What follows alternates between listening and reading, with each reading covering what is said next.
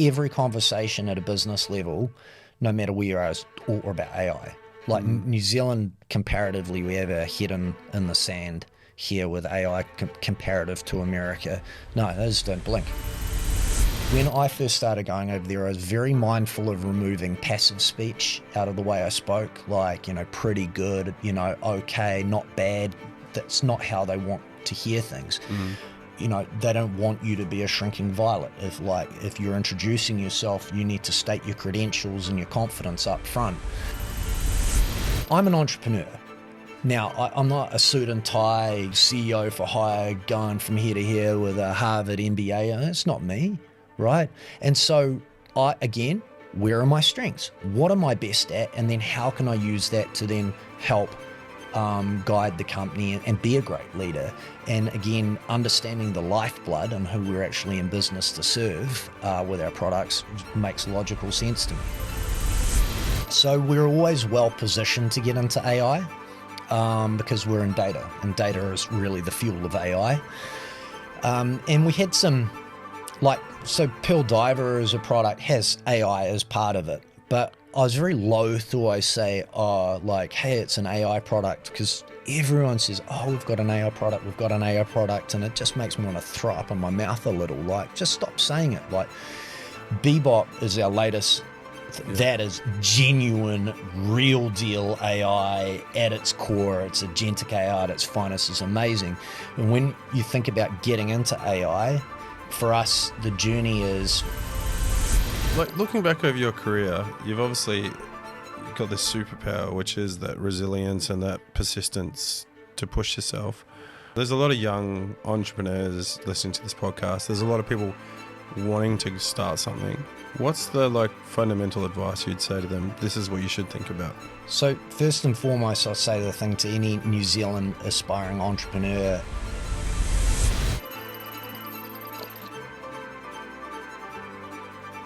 Welcome to the Startup Theatre Podcast with your host, Troy Hammond. This podcast is produced by Empire Films.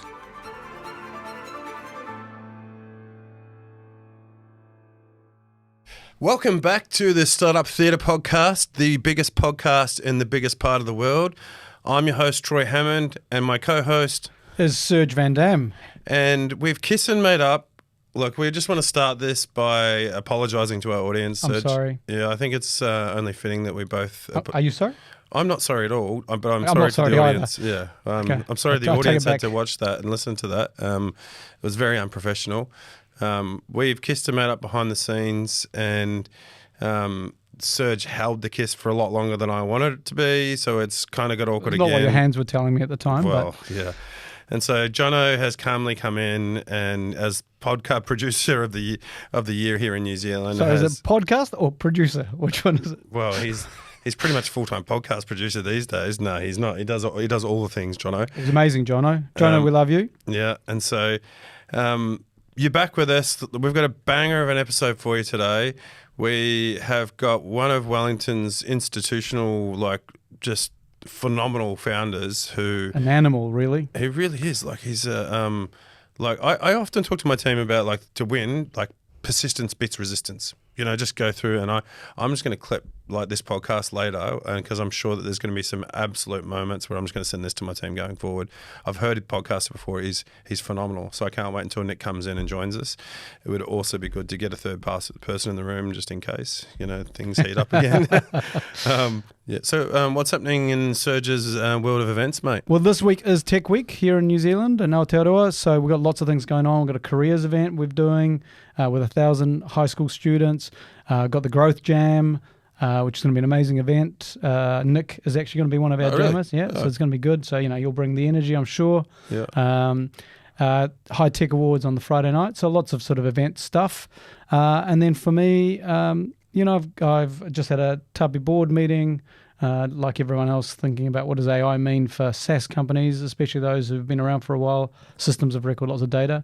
Yep. So all of that, really. Awesome, mate. Well, it is the week of the High Tech Awards. It's going to be a huge night. It's actually in Wellington, which is where we are right now. I'm dusting off my tuxedo. Probably extending it a little bit, if I'm honest too, since Yeah, last I'm time I similar wore it. boat. Yeah. Shining the shoes. And I'm looking forward to it. It's going to be like a banger. And so, yeah, I think like let's get old mate Finn on, hey? Should we? Awesome. Should we let's find get out what Finn else on. is happening in Let's this find week? out what the new news and the old news are. Yeah. Awesome. Hey, well, thanks for coming back in for the news segment, Adrian. Welcome. As you and I both know, when it gets to an intellectual conversation, We need to ditch Serge. we need to ditch Surge. We need to bring in the minds. And so we're joined by Megamind over here in Finn Hello. Hogan. Thanks for coming back, Finn. How are you, mate? It's always a pleasure to be here. Thank you so much. I don't know about Megamind. I feel like you're calling out the size of my head. Well, you do look pretty big up on the screen right now compared to us. Just yeah. Other than that, you look like you've had a haircut too, mate. You're looking like a little bit sharper. Are you getting some fans reach out? Some stylists and things now that you're the big shot news correspondent. Look, I'm going to be talking about what I'm wearing soon. I've got absolutely no credibility. If anyone wants to sponsor me, I'll wear whatever you want. Just get in the inbox, Tim. Yeah. Finn, Caffeine News brought to you by gimpsuit.com. 100%. Leather Daddy News coming to you hot. Oh, well, hopefully we're not talking about gimp suits. What's happening in the news this week? Well, obviously, it's been budget week. We've had a lot of fiscal announcements. We've had a lot of rhetoric from both central government and local governments about how deep tech and tech sector and startups in general are going to be a huge part of the growth strategy, how we're going to grow out of this economic slump that we're in. I think the budget itself, as Nicola Willis had sort of indicated, was always going to be a bit austere, and it was quite austere. There wasn't a lot in it new that was really huge for the startup and tech sector. Overall, there was actually a bit of a constriction in overall spending. Most of the lollies that they were giving out actually were announced pre-budget, but that's a pretty typical move from governments. They usually make a big song and dance about the new money they're spending before the budget comes out to kind of distract you from the fact that the actual budget is a bit of a constriction. But I think I was overall excited when I look in totality with the pre-budget announcements and the announcements in there, particularly the $100 million top-up of the Elevate Fund. I think that's just fundamentally a great thing for the country. $71 million into the Robinson Institute, which is obviously the deep tech incubator, which has essentially allowed things like OpenStar to exist, the research lab that allowed those high temperature semiconductor magnets to actually create the output that is a fusion lab being worked on in Welly. But I think when I think about it, what I'm really excited about is the news we also saw this week is Outset Ventures closing Growth Fund 2 at $41.5 million. Totally. That's way higher than their initial goal of 30 million. And, Outset, obviously legendary in the space, birthplace of Rocket Lab. When I think about the rhetoric from politicians, yes, it all sounds very good, but Outset's actually doing it right. They're the people out there that are really helping these companies exist. But just to throw it back to you guys, I wonder what you think about those stated goals from government and from local government. We heard Wayne Brown talking about how he essentially wants to make Auckland a Silicon Valley, and we've heard that many, many times. We're going to make this place Silicon Valley. We're going to make this place Silicon Valley. What do you think about their stated goals, but what do you actually want to see from government that will actually make these things happen? I'm going to put it out there and just say, loosen up about the immigration piece as well, right? The reality is when you're looking at Silicon Valley, that is a lot easier for people to be sort of centred there. But from someone who actually came back to New Zealand with a company that was based in the UK, it was incredibly tricky for me to try and build my business, bringing people into the country. What about you? Yeah, I concur with that. I'm trying to bring a couple of people in at the moment, and it's it's tricky. a bloody nightmare. I have some reckons. Here's my hot take. Mr. Brown, calling Auckland, Silicon Auckland, or whatever you guys are going to call it. It's been done before. Last night I was at an event where they were trying to call the Kapiti Coast of Wellington the Silicon Coast. Petone calls itself Petone Valley. We've got Silicon Valley, obviously. I think stop trying to be Silicon Valley. Silicon Valley has jumped the shark. Tech is global now. I think New Zealand has a massive voice and a massive opportunity to do it ourselves and do it well. I think Auckland is doing it well. Props to Auckland. I think it's doing Lots well. of places are. I mean, look at Tauranga, look at Napier, look at Queenstown. There's some really great places that are doing it. I don't think we need to compete. There doesn't need to be one spot. I mean, so I think that this is a reality. I mean, Silicon Valley aside, you've got it that they've got the the universities, they've got the immigration, they've got the, so much more in their ecosystem. We just need to make sure but that they we're didn't do supporting it with government funding, right? That is they true. did it by the community. And this That's is where true. I'm really passionate about it, is stop milking at the teat that is government, right? Because, okay, we didn't get everything that we wanted to make our lives easier. Let's do it ourselves. We've got Kiwi SaaS that's re-emerging now without government funding. We're going to do it through the community. There's lots of SaaS companies getting behind them.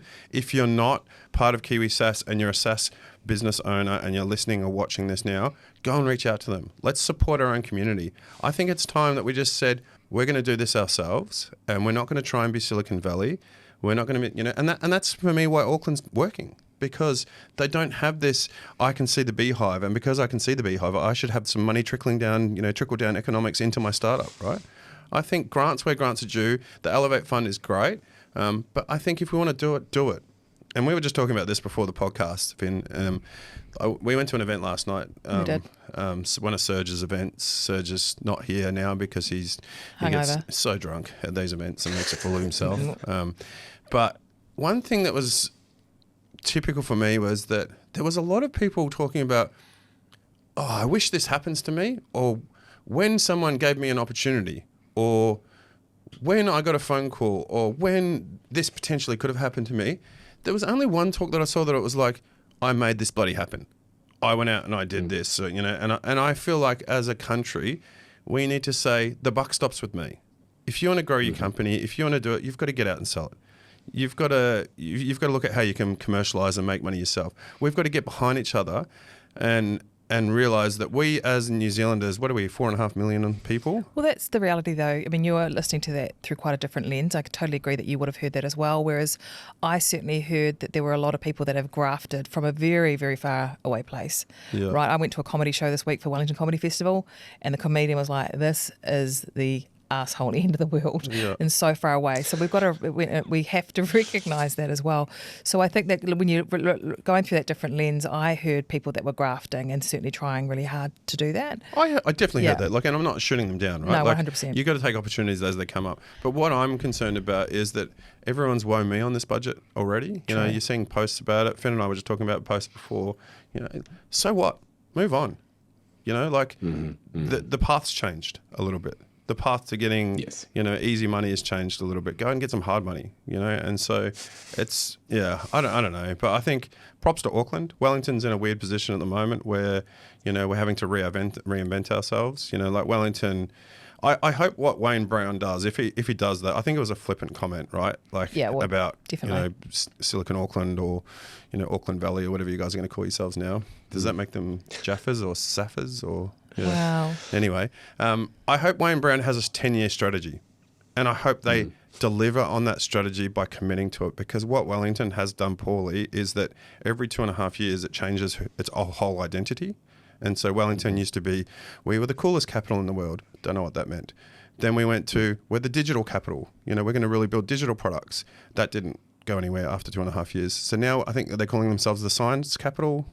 Look, I think this is where we need to just try really hard. This is my opinion. Just be truly authentic to what you are. But stay on the lane. Because you can't do it in 2 years. Yeah. Okay. I think just like if you have a strategy, like if you've got a lane, right, go after it. You can't. I don't know. I think Wellington, just as the politicians come in, everything changes every 3 to 4 years or whatever it is. But I think Auckland's doing a really good job. I hope Wayne Brown gets behind that, and because there's some good things that Silicon Valley has done. You need a definite banner, right?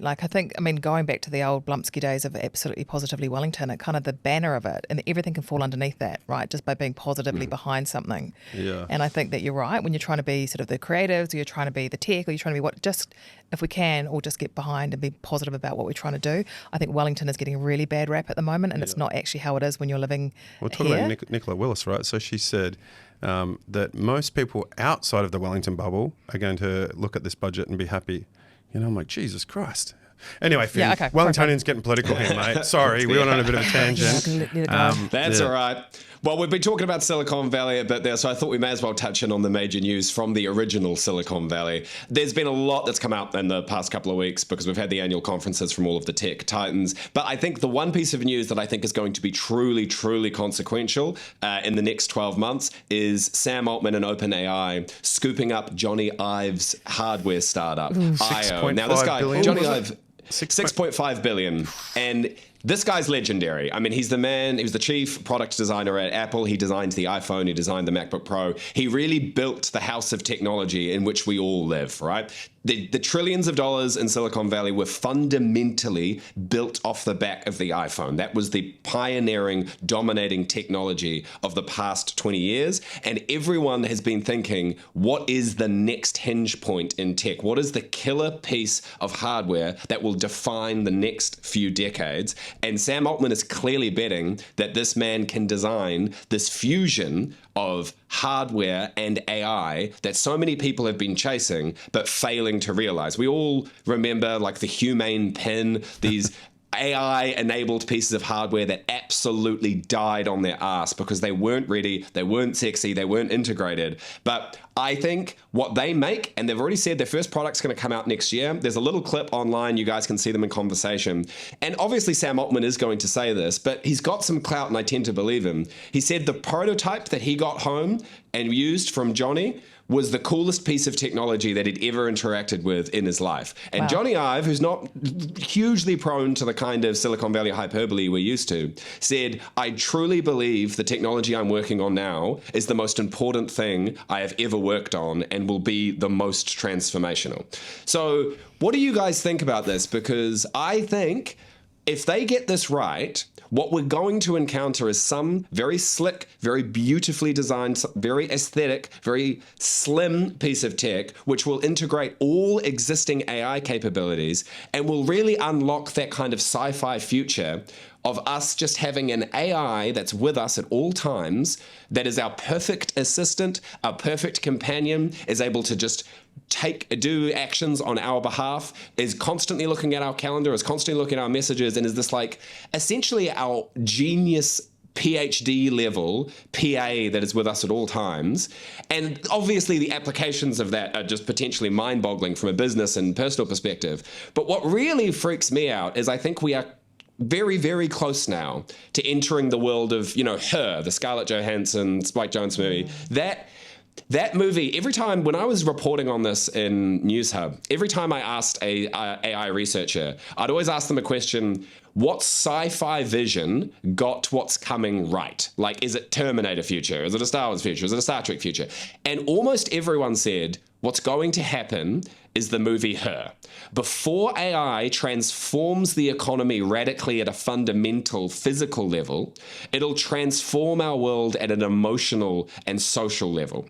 Because human beings cannot help but attach themselves to things emotionally, even if they aren't actually alive. Like, we do that with everything, right? We name our cars. Like, we can't help but having an emotional attachment to something. And if you're talking to something that is in your ear, that knows you better than you know yourself, laughs at all your jokes, is learning more about you every time you interact with it, you will not be able to help yourself physiologically, psychologically, then grow attached to this thing emotionally. I think we're within 2 years, it's just going to be this normal thing that every time you talk to someone, you're talking to them, and they are talking to their AI assistant, whispering in their ear. Like, every time you go to a party, your AI assistant will be there being like, so remember that so-and-so, that's Troy. Remember, he's probably a little bit dusty because he had that big event last night, so just remember that. Or you'll run into someone else and it's like, I know you've forgotten their name. This is their name. They just went through the divorce, so maybe don't mention that. You're going to have this thing in your ear always. And I don't know if I'm ready for it, but it's coming. I think what's even scarier is with, like, you look at Elon's brain chips, you know, if you add that overlay on the top, you know, that we probably won't even need a headset, like, in the future. We won't even need an earpiece, right? It'll literally be instantly connected to your brain. Where you look at Moore's law now in terms of how fast these things are moving. We're 100%, like, Her is in, the minute I saw that clip, I was like, Her's here. That's Her now. Like, you know, it really is Johnny Ive, Sam Altman together, game changer. absolute Yes. game changer Yes. for me. And I think anyone right now that is building AI hardware with a software integration is shitting themselves, because that Yes. is literally going to change the face of how we live. I think what you said, Ben, is really interesting. Like, people are going to fall in love. People are going to fall in love with this AI. We have a loneliness epidemic at the moment. Yes. It might make that worse, because we might isolate ourselves further because we don't need Yes. so much human interaction. I think both the technology and social ramifications of this are scary and exciting. Amazing future that we're going to be witnessing in the next couple of years. Yes. I'm super scared and excited at the same time. I think I can feel the knot in my stomach, but I kind of joke to my mates sometimes, like, I need an AI chief of staff, someone that is just literally doing all that. But also, I'm constantly, sending voice notes to myself with that mental load of, I've also got kids, I've got, committees outside of work, I've got netball games, rehearsals, all that sort of stuff and it's a lot. We've got so much going on. And so there's an element of me being incredibly excited about this and punching into the air, because this is going to be a game changer for the mental load. But also, there is a big part of the knot in my stomach, which is, what does this really mean? Like, I don't think we recognise what it really will mean. And I like to be excited about innovation and technology, which I am. But there's also, I'm looking at, I can imagine this is perhaps how my grandparents felt when they were seeing some of the things come out, like the World Wide Web. And, that what does this mean for the future for my kids? And is this going to mean that, the soft skills that I'm teaching my kids about being... We're already seeing soft skills go down, right? We're already seeing it. And so, so I was talking to you guys, like, I been single for about 7 years now. Dating apps come up, like for when it's cold in Wellington. And so I was talking to this girl once, and she was replying to me with these messages that I was like, this is 100% she's using AI. Like 100% she's using AI to reply to me on these Tinder messages. And so I was like, I'm going to meet up with her, and then just what I'm going to do is, I've got a really good memory. I'm just going to ask her some really interesting questions on her answers to see how deep, see if they were real. And she admitted very quickly, because she just couldn't remember, that she was using AI. And I was like, all right, well, I'm fascinated. Tell me about it. And she was like, I built a whole AI agent that goes off, finds who you are based off your pictures, finds your pictures on the internet, so I can find out exactly who you are. Jesus. Like, ascertain first that you're a real person, and then it goes off and reads everything. It looks at your tone and how I should respond to you. It looks at your humor, what you laughed at, what you think's funny, and then so all I do is copy and paste your Tinder messages, and then I get a reply straight away. And I was like, amazing, like, props to her, but I was also like, ugh. The CEO of Bumble's talked about this. She was asked about this, I think, last year, and she said the future that she sees that's very plausible is everybody has like an AI concierge, which will just be their kind of AI PA, that basically goes on dates for you. It just makes an avatar of you, and then that just goes through all the dating apps and essentially just trial runs thousands of people every day, going on miniature kind of dates. Yeah, and then it'll weed out all of the ones that you don't actually want to go on a date with. Because don't worry, I ran a simulation of this date 1,000 times with all these different people with their AI avatar and your AI avatar, and then it'll actually just serve you up. Here's the 3 people you should actually talk to. How am I going to find toxic women? It'll probably women? be right. How am I going to find toxic women to date now, Finn? Oh, they'll find you, Troy. Well, we know that. My avatar's like, don't worry. have you got daddy issues? No, but the reality is, how do you build your resilience when you haven't had shit dates? This Right? is the complex there's some discussion. really rank men out there too. Yeah, we are living in a world where we are so wrapped up in cotton wool now that kids aren't making many mistakes anymore. They're not learning. I'm interviewing a lot of grads now that, I'm like, you haven't been through any challenge whatsoever. It's scary. And I think we're doing that with like society levels, We are wrapping them up. You're right. I had a conversation with a guy over in the UK, and he was telling me about how he was interviewing a grad, and he sort of said to him, look, I'll explain to you this. Look, for example, when you're learning to ride a bike and you get on the bike and you ride the bike and then you fall off and you get back on again and da-da-da. And this kid, he was an Oxford graduate, said, I don't ride a bike. I fell off my bike. Mum and Dad said I didn't have to do my bike again. Oh, Mum and Dad so I never did it again. shot. Mum and Dad could be shot. But this kid, he didn't understand, because he was told, don't worry about it. If you can't do it the first time, we'll move on to something else. I think he did karate after that. But that's insane. And that's potentially what worries me the most. Like, you've got to fail so many times to build who you are and your resilience. And this is fun. This is scary, but good. I don't know how I feel about it. Look, it's crazy. Jono, this is where you put in a moment of her just to show the people what's coming. Yeah, well, can you do the voice? Can you do ScarJo? Hi, welcome. What do you reckon? Yeah. Well, Great. Yeah, not great. Scarlett, mate. I'm not going to say what the joke I was going to make, but Shut it. Yeah.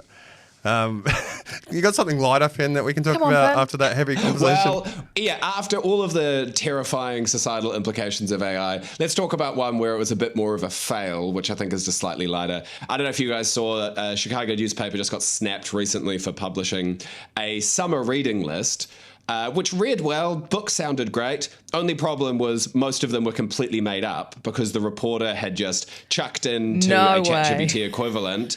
Can you please write me a summer reading list that suits the tone of this newspaper? And it was like, yeah, sure, mate, here you go. But most of the books just didn't exist. It was like, new book from Andy Weir, author of The Martian. The Infinite Algorithm is out this summer. And it all sounds pretty plausible. Oh, yeah, he's a great sci-fi author. I'll pick that up. Just completely made up, completely hallucinated. And that's the problem with AI currently, right? We're talking about the potential sci-fi future we're entering in. But in the present, AI is just, when it's wrong, it's confidently wrong. It's just so blatantly, confidently wrong. And if you don't check it, you're just like, oh, that sounds good, and publish, which is what's happening right now. And I guess that's why I wanted to bring it up as well, is I'm seeing this everywhere. Like, I don't know what percentage of LinkedIn is AI written currently, but I wouldn't be surprised if it's north of like 40, 50%. Like the M dash is everywhere. It's everywhere. Like, obviously, I think most people know, ChatGPT and other AI agents are just addicted to the M dash, and that's a telltale sign. What else do you guys see? Like, what's the red flag for you that someone has just used AI and not actually put any of their own thought into it and just copy and pasted? Oh, you can tell. I can, because I read CVs every day, right? As you can imagine, and cover letters. Oh, yeah, what's the main one? And the main one is emoji heading line, bigger, bolder, like heading. Right. Paragraph, and then page break line, and then it goes on to the next one. That format, or with bullets in that format, you can tell straight away. Like, what about a word like fundamentally or pragmatic? Yeah, I mean, it's the Zs, number one. So you can do a quick search on Z to see people are using Z instead of S. Okay. And so, yeah, I mean, that's the biggest giveaway. But, I mean, I'm now in the opinion that, I mean, I use ChatGPT half the day, I use it a lot, and that's because I do so many things. I'm context shifting all the time. I'm like, think about this and do this over there while I'm doing this, and then I'll come back and read it and go, yeah, that was a good starting point, and then I might change it to put my own voice in. But it gives me the bare bones of where I can start, because I'm Captain ADHD. I'm always running off to the next task, and so I can come back to it and go, oh yeah, that's enough now. I can move on with it, and so I'm and aware enough that everyone's using it, right? Like, and it's one of those things, right, that that you're almost embarrassed to talk about how much you're using, ChatGPT. I think we're all kind of using it. Let's admit it. Well, I mean, is there an element of judgment to it, Finn? Do you think that people are saying, actually, oh, you've obviously used a ChatGPT, you're not as clever as you think you are? Because I'm the same.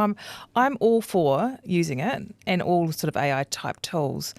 But I do get a bit pissed off with the laziness of it. And that is a classic example, right? Because in the States and the UK, right, everyone's looking for the summer reading list. It's a great thing to have. Everyone publishes one.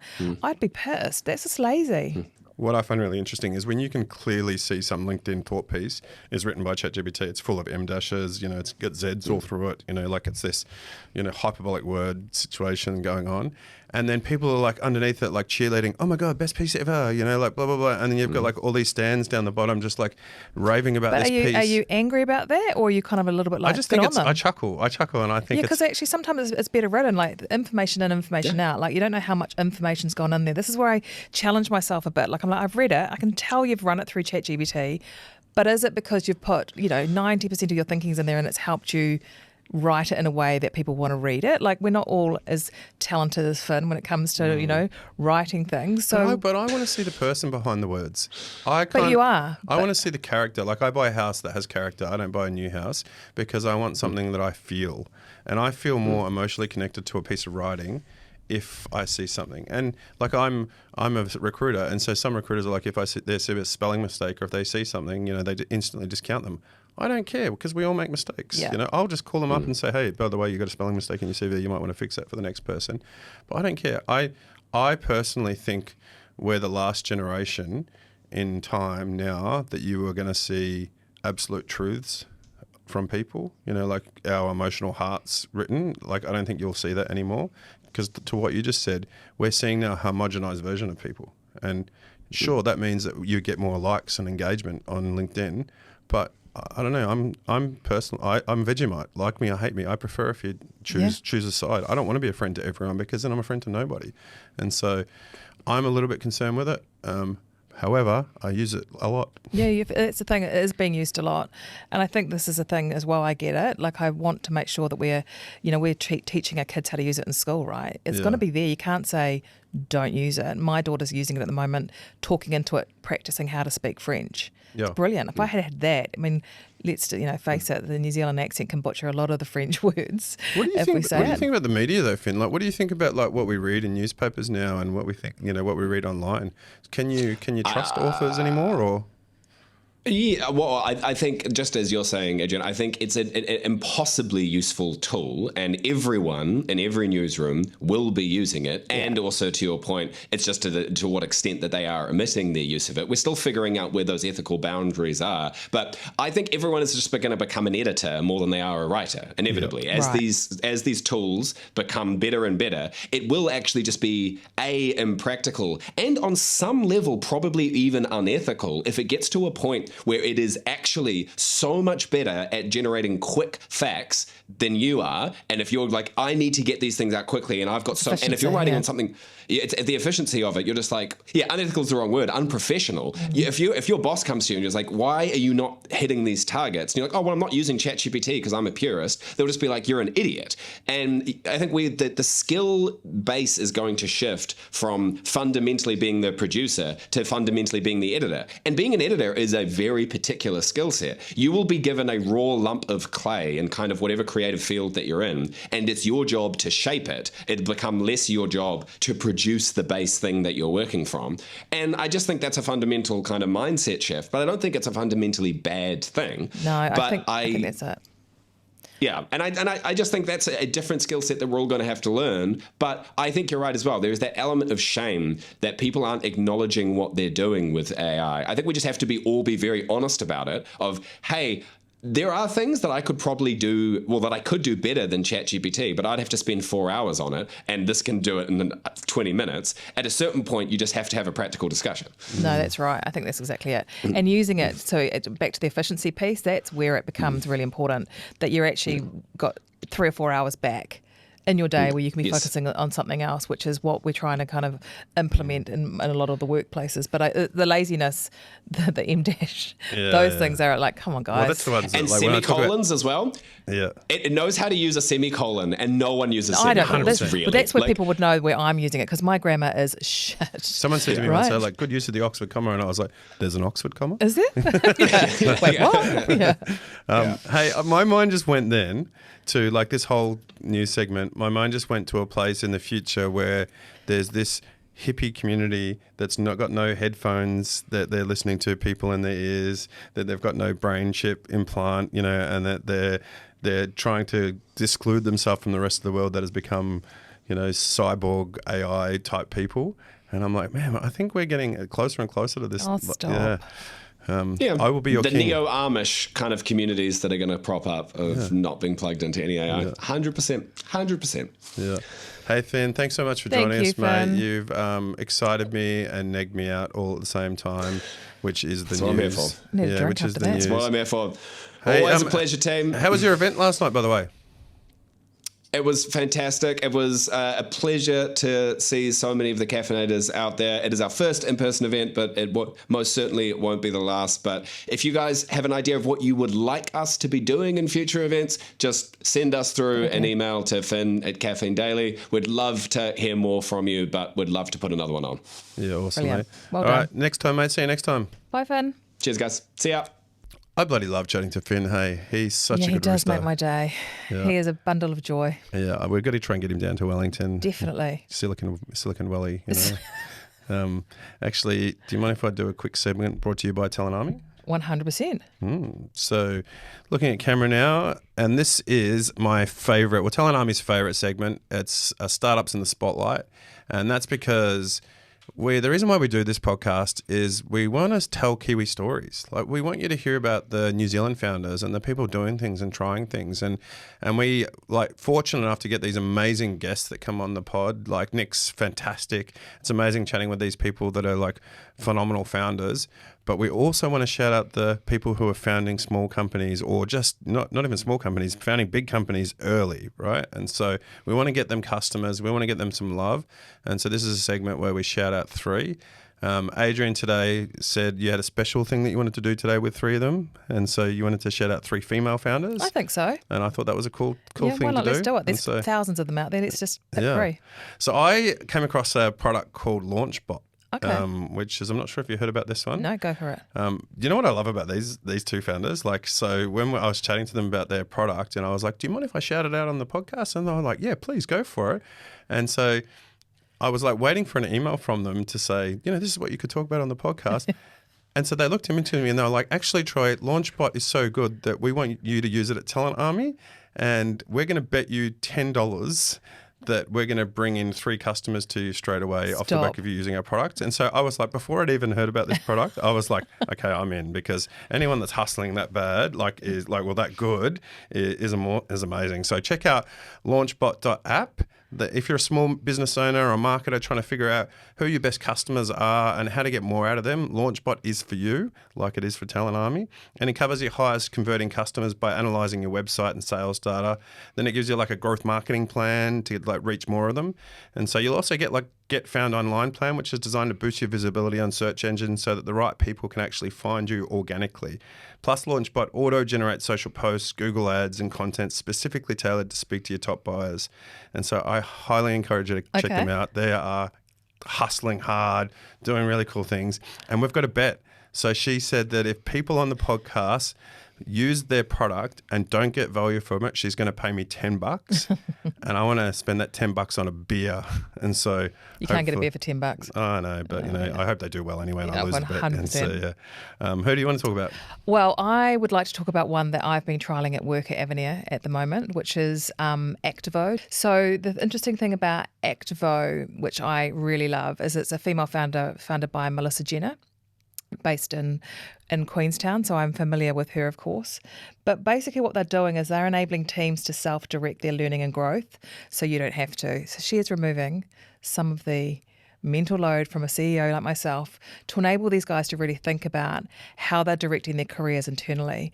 And look, I don't know about you, but I feel like I've been around for so long now that the amount of people that have said, I'm about to leave my job, I'm going to leave my job because I've got a new job as a project manager. I've always wanted to be one. And I'm like, well, I need a project manager internally. Why don't you talk to me about it? We don't know enough about what's happening internally with our teams, and they don't know how sometimes to actually meet us in the middle and have these conversations about their growth. And for me, I thought that was just genius. So what I'm doing is I'm rolling it out to my team. It aligns with their values. I'm finding out so much about them. So there's conversations that I'm having. I'm like, I didn't even know you could speak French. That's going to be handy because I'm actually about to do something where I'm translating into French for the Tunis Stock Exchange, right? So the Avenir has been trialling it. We're definitely going to continue to use it. We found it really interesting. I highly recommend it. It is AI-powered technology as well. And what Melissa has done is she's taken what she does really well. She's Harvard educated. She is incredible. Yeah. And if you can get on to that, please do. And you reach out to her, reach out to me if you want. I can tell you from a user experience what it's like, but spot on. She's well done. She's done a great job. What's that website again? So it's activo.ai, which is actvo.ai, just to make sure you get it right. And so in the spirit of talking about so once you've got LaunchBot and you've got all this amazing content and you figured out who your customers are, you need a social media agency.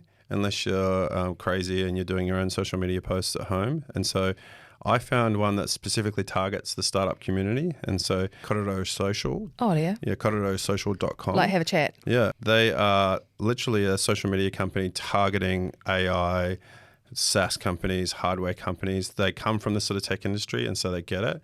And so I've seen them all over town recently, and I think I just love it when I see female founders doing well, and so I think it's only a matter of time before they're going to be right across Wellington or right across New Zealand. So it's Bella Evans. she's a little weapon, and I think she's doing lots in the AI space in terms of what she's doing with like targeting social media campaigns using AI. She's doing events as well. We're actually going to get her, after I've chatted with her now, to talk about the podcast to organise our Talent Army 10th birthday party as well. Oh, And my word. Yeah. The thing is, I mean, on that event yesterday, we've noticed that it's no longer just female founders, it's just bloody founders in general. Oh, 100%. But these women I love it. as you say, they're weapons. And I think the thing is, like, we saw some great ones yesterday as well. So I'm excited about these, and I'm going to get behind them. I love meeting people that are excited about their tech. I do, if I'm honest, find that, when we're in situations where we're trying to yell at the best, often from my perspective, these have come from female founders because they're actually solving problems that actually I think about a lot as well. So the great thing about this technology is we're excited about it. So thanks for that. No, I think that's cool. I think it was a good initiative, Adrian, and I know that you're really passionate about Electrify as well. Electrify Aotearoa. Yep. It's coming up. Yep. You're gonna do a whole show based off. Can't wait, ladies. Yeah, I'm going to zhuzh this up. I'm going to make it all fancy. Johnny, can we get some fairy lights? Fairy I lights want and a little champagne. low lighting, little lamp, Yeah, champagne nice. glasses. Yeah. Get rid of all this. Yeah. Can you zoom in on that? all What the is this? Yeah, well, Might get some Dungeons flowers. and Dragons Yeah, this is figurines it. that I have, and brought to you by Celsius, because you're not a white guy podcaster if you don't have God, Celsius. you're quite right. I'm sponsoring you. not a tech bro white boy. Yeah, you can But have Dom Perignon there. It's like a glass of Dom Light. I will. I think that it's going to be a cool episode. If you're going to Electrify Aotearoa, Adrian and Jono are going to be there. They're going to be, Serge, I think, is going to be interviewing, doing some crosses while you're podcasting, some people from the Definitely. speakers list. And so, yeah, if you're going or if you're a speaker, get in touch with us, because we're really excited to support that amazing initiative. But yeah, there's really cool startups out there. I posted something on LinkedIn the other day and just said, look, come at me with your like startup founders, because I want to know about all these cool companies. I'm a very busy guy, sadly, and I don't get heaps of time to go off and find new products anymore, because I'm trying to retire. Dom's taking over now, as you saw. Well, he should. Yeah, he should. He definitely should. It's time. And so hit me up if you've got something cool. Let us know. Hit Adrian up. Don't hit Serge up. He won't remember, obviously, or he'll be too drunk, or unless it's a shorts company. He'll be interested. He needs some sponsorship for his knees. He does need a sponsorship. Yeah. Or just to protein powder, maybe. Yeah, that's true. Awesome. Excellent. All right, what's next? Today's guest is brought to you by Banter. Whether you're starting or scaling your company's security program, demonstrating top-notch security practices and establishing trust is more important than ever.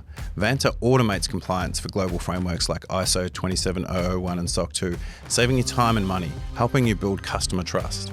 Over 8,000 global companies like Atlassian, Dovetail, Sharesies and Flossy all use Banter to manage risk and prove security in real time. I actually had dinner with the whole Banter team, and I knew instantly that they would be the sponsor on the podcast.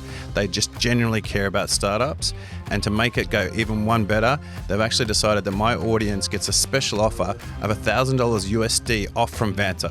All you have to do is go to banter.com/startup theatre and enjoy your $1,000 USD off now.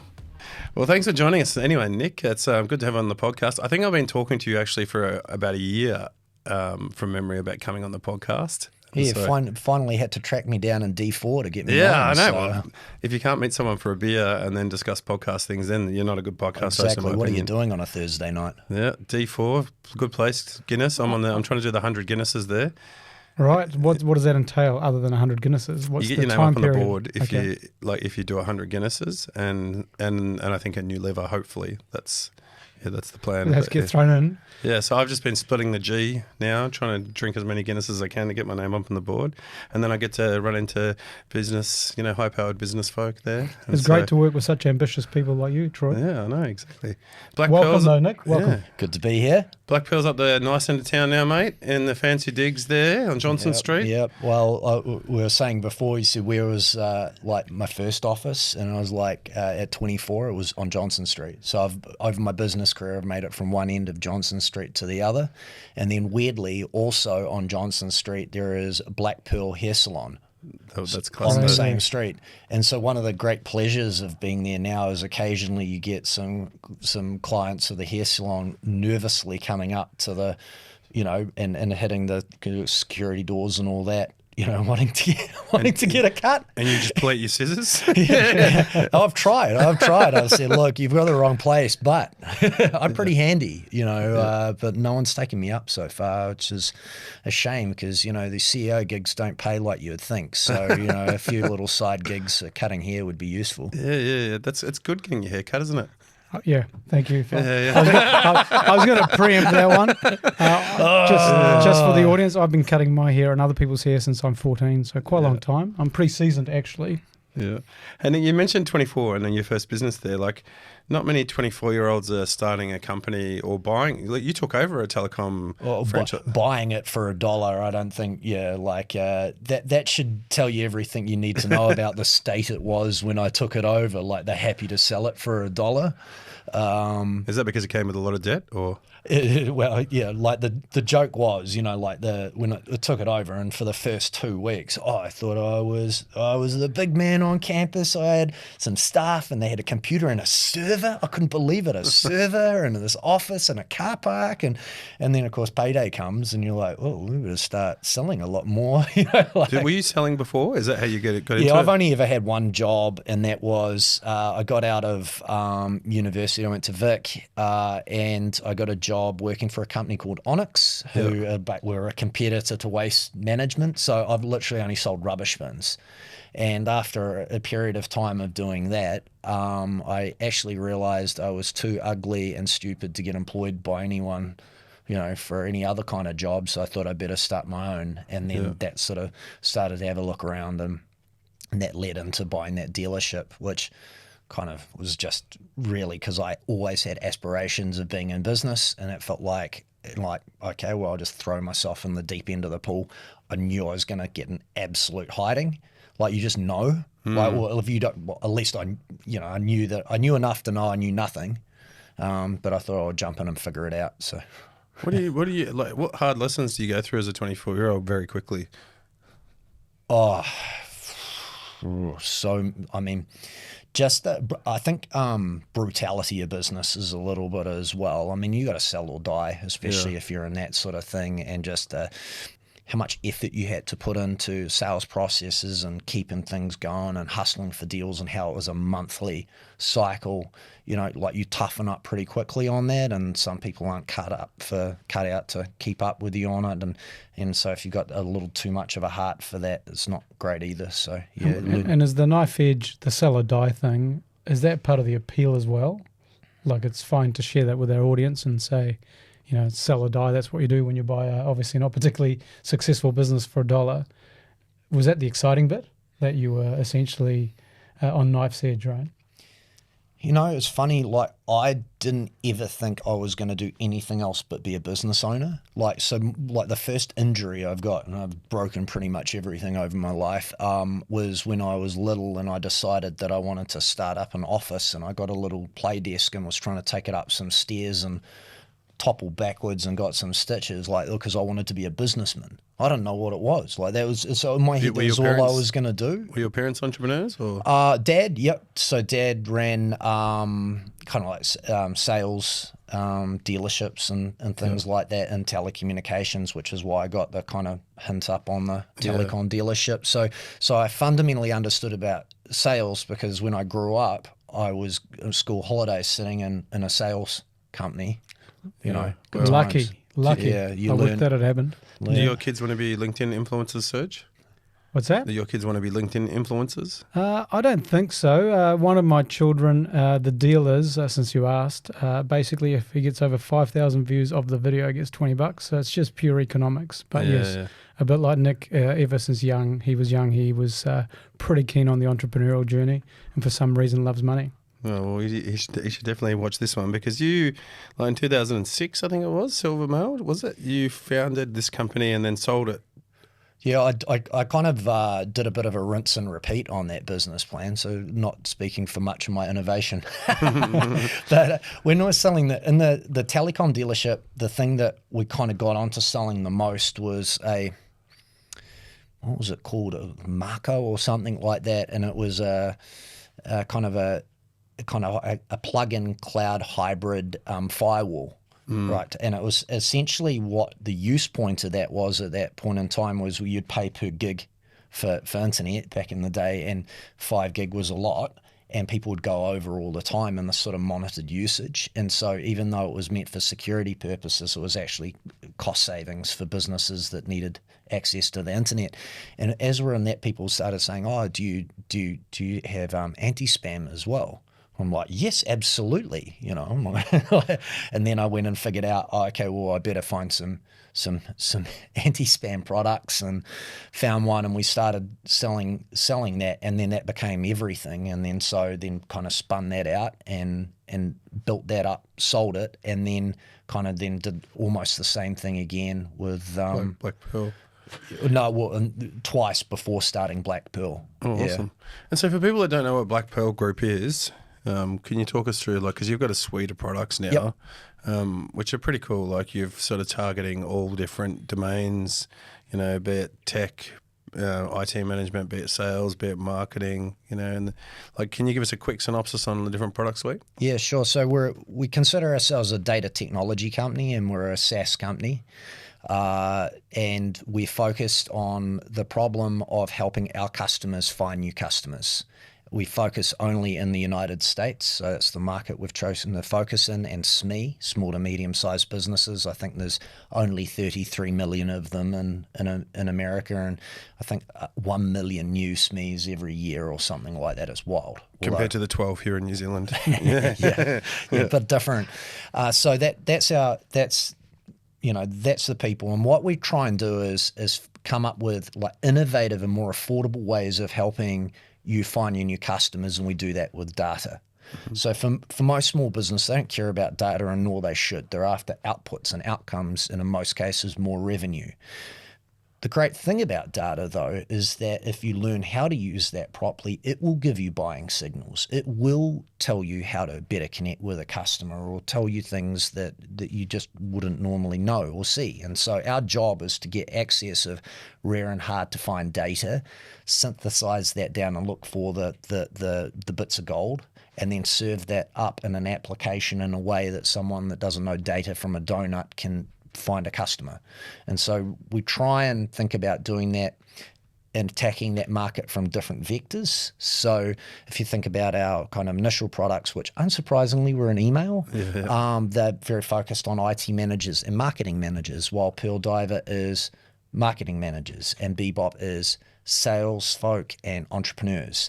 And so we want to attack that one market and solve that one problem, but from different vectors, so that we're never dependent. We don't have that dependency on a particular vertical or a particular buyer, because I think in the modern world we are with AI, you just don't know. We're in the age of uncertainty at the moment. Well, you don't want to put all your eggs in one basket, that's for sure, right? Can't. Yeah, so the world's different. Like I say, SaaS is dead, long live new SaaS. Yeah. And one of the things I always think about is the old SaaS model, where you used to be able to focus on just one niche and then get a customer and then think, oh, okay, I've got 1.3% churn or 2% churn. I'm going to keep this customer for 8 years, 9 years.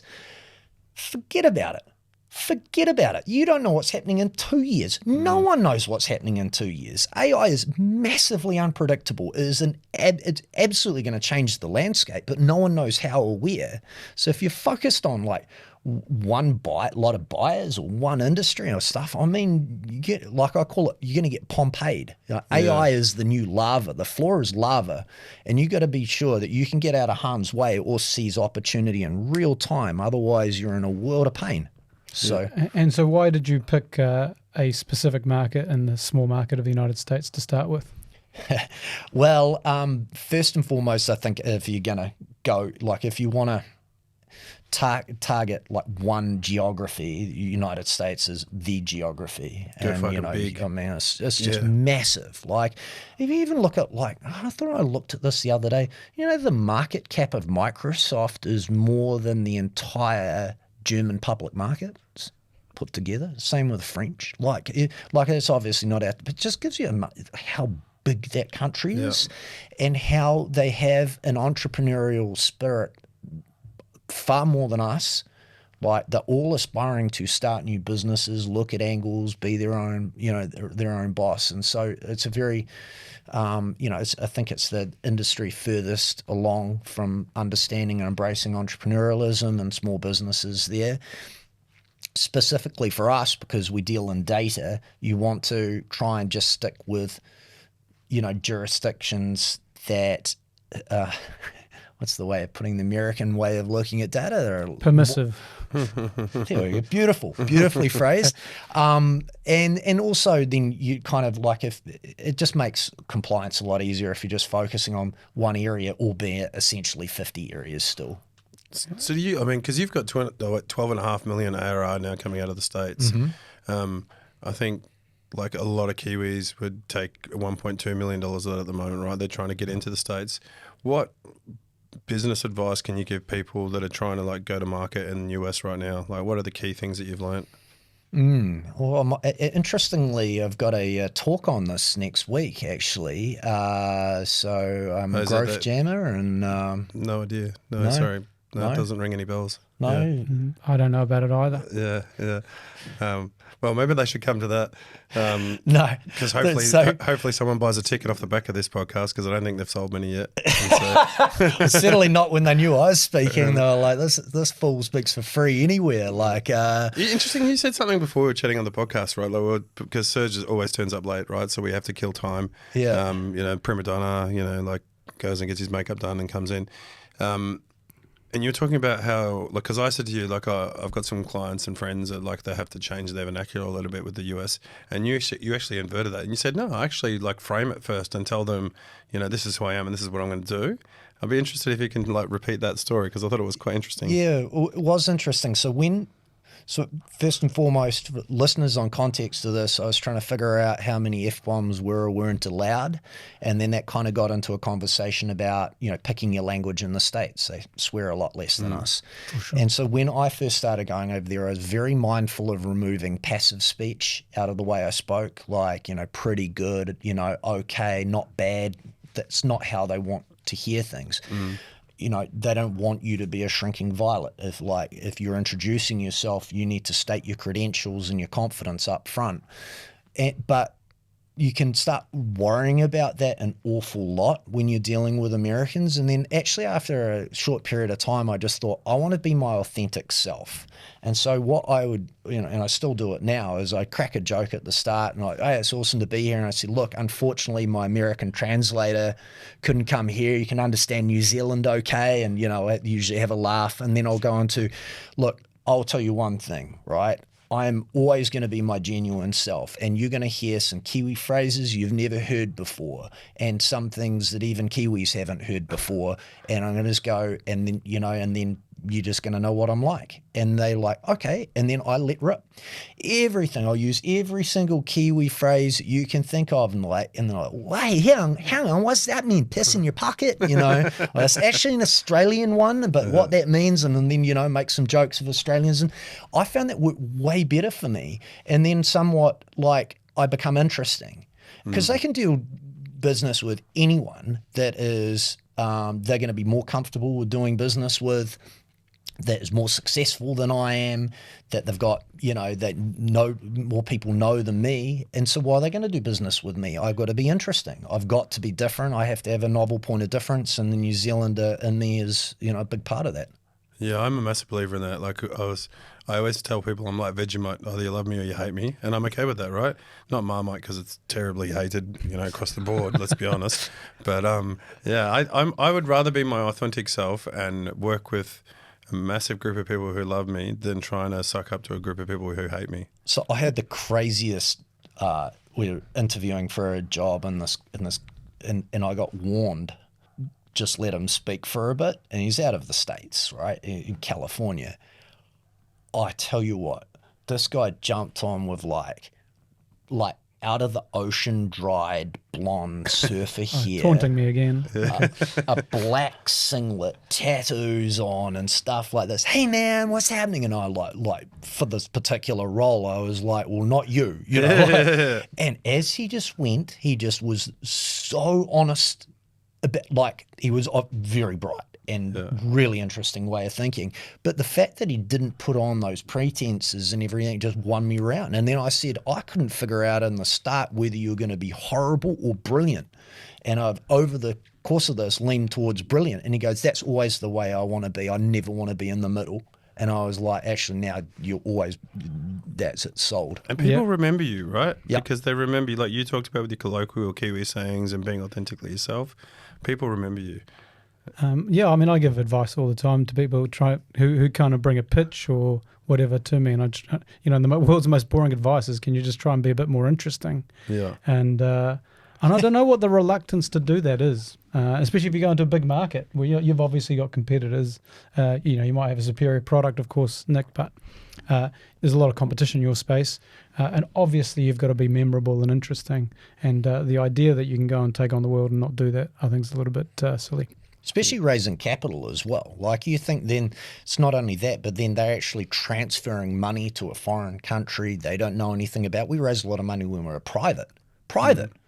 Like, can you think about would you want to just send your money to a country you've never been to before with people with weird accents? It's probably not even on the map that they're looking at. Down in the Gulf of Mexico, Gulf of America now. Sorry. Well, we have renamed the Gulf of New Zealand what used to be called the Pacific Ocean. So that's one of the many accomplishments on this podcast. Awesome. Not one to boast, but No, 100%, pretty accomplished. Hey, can I just go back to the new SaaS, which I'm going to coin and take credit for? Yeah. Obviously, as of now. I thought that in my head. I was like, that's Serge's midwinter Christmas party theme right there. So, I think that's a really interesting provocation. It probably doesn't just apply to SaaS companies, but obviously it's a space you and I play in. What's your advice to, rather than tell people that the world's dead and they're going to die and life's miserable, you've got a mid-sized SaaS company going okay, got loyal customers. Nick comes along and says, have you heard about new SaaS, the new idea that Serge and Troy are bringing to the market? What's your advice? What should they do? So from a real practical point of view in SaaS, right, if you think about like the four primary things that dictate that business model, you've got your average revenue per customer, you've got your churn rate or amount of time a customer's on your service, you've got your cost of acquiring that customer, your true CAC, and then you've got your cost of service. And they're the things that are traditionally like these super important metrics that people look at. And the way that the balance, and they all relate to each other. So like if you think about retaining a customer longer, you can do that by reducing your price, which is classically a way of doing it. Some people do. You can put more customer support and service around it, which is going to increase your that. cost base. And ultimately, there's this balancing it. There's actually a fifth one which people hide, and that's R&D. So you go, oh, look, we could cut off we could just stop now and we'd make money. But the reality is the world passes you by, or there's feature sets that people actually need, or data changes or anything. So R&D is the fifth one.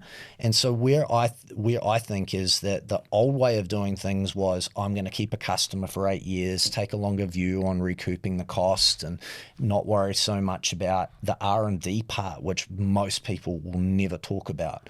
When we think about making money at Black Pearl Group, I take a 2-year period, and everything after that is a bonus. So where we actually really focus in on is increasing average revenue per customer. So it's one thing, if you love reading quarterly updates, you'll see that we actually make a real effort of doing that. Is that your Disneyland metric, ARPU? Like, is that the one metric that you? No, it's not the one. They all count, right? But occasionally, like if I'm to worry about ARPU or churn, I'll worry about ARPU more than churn, as long as churn's within a parameter. Like people go, oh, your churn would be way better if it was 3%. Well, yeah. But also I don't know what's happening in year 5, 6, or 7. Yeah. And then also we're very deliberate with what we do from attributing R&D to that. So I want to know that I put in $1 to acquire a customer, service a customer and all that, and over a period of time I get $2 or $3 back in 2 years. I do not look at 5 years. So that's definitely like one thing I'd like very specifically.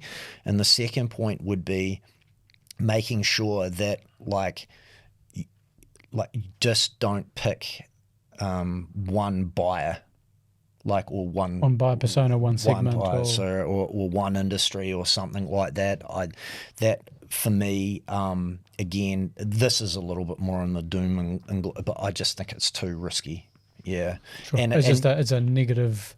It's avoiding negative consequences. Yeah, of concentration. and you know, like AI is so dynamic. There is huge opportunities that just come out of nowhere, and there'll be problems that come out of nowhere, and you have to be able to take those opportunities and avoid danger, like in real time, hyper pace. You know, and again, having a couple of different product lines or different focuses, it's hard. And you won't grow as quick as in the short term as if you just focused on one, of course, but you're safer for it. You're more resilient. Where do these product innovations come from, right? Because you've got Pearl Diver, you've got Bebop, like these new ones that have sort of come out. Like, where do they come from? So two things. One, there's a good core of us in Black Pearl Group that are fanatical about speaking with customers.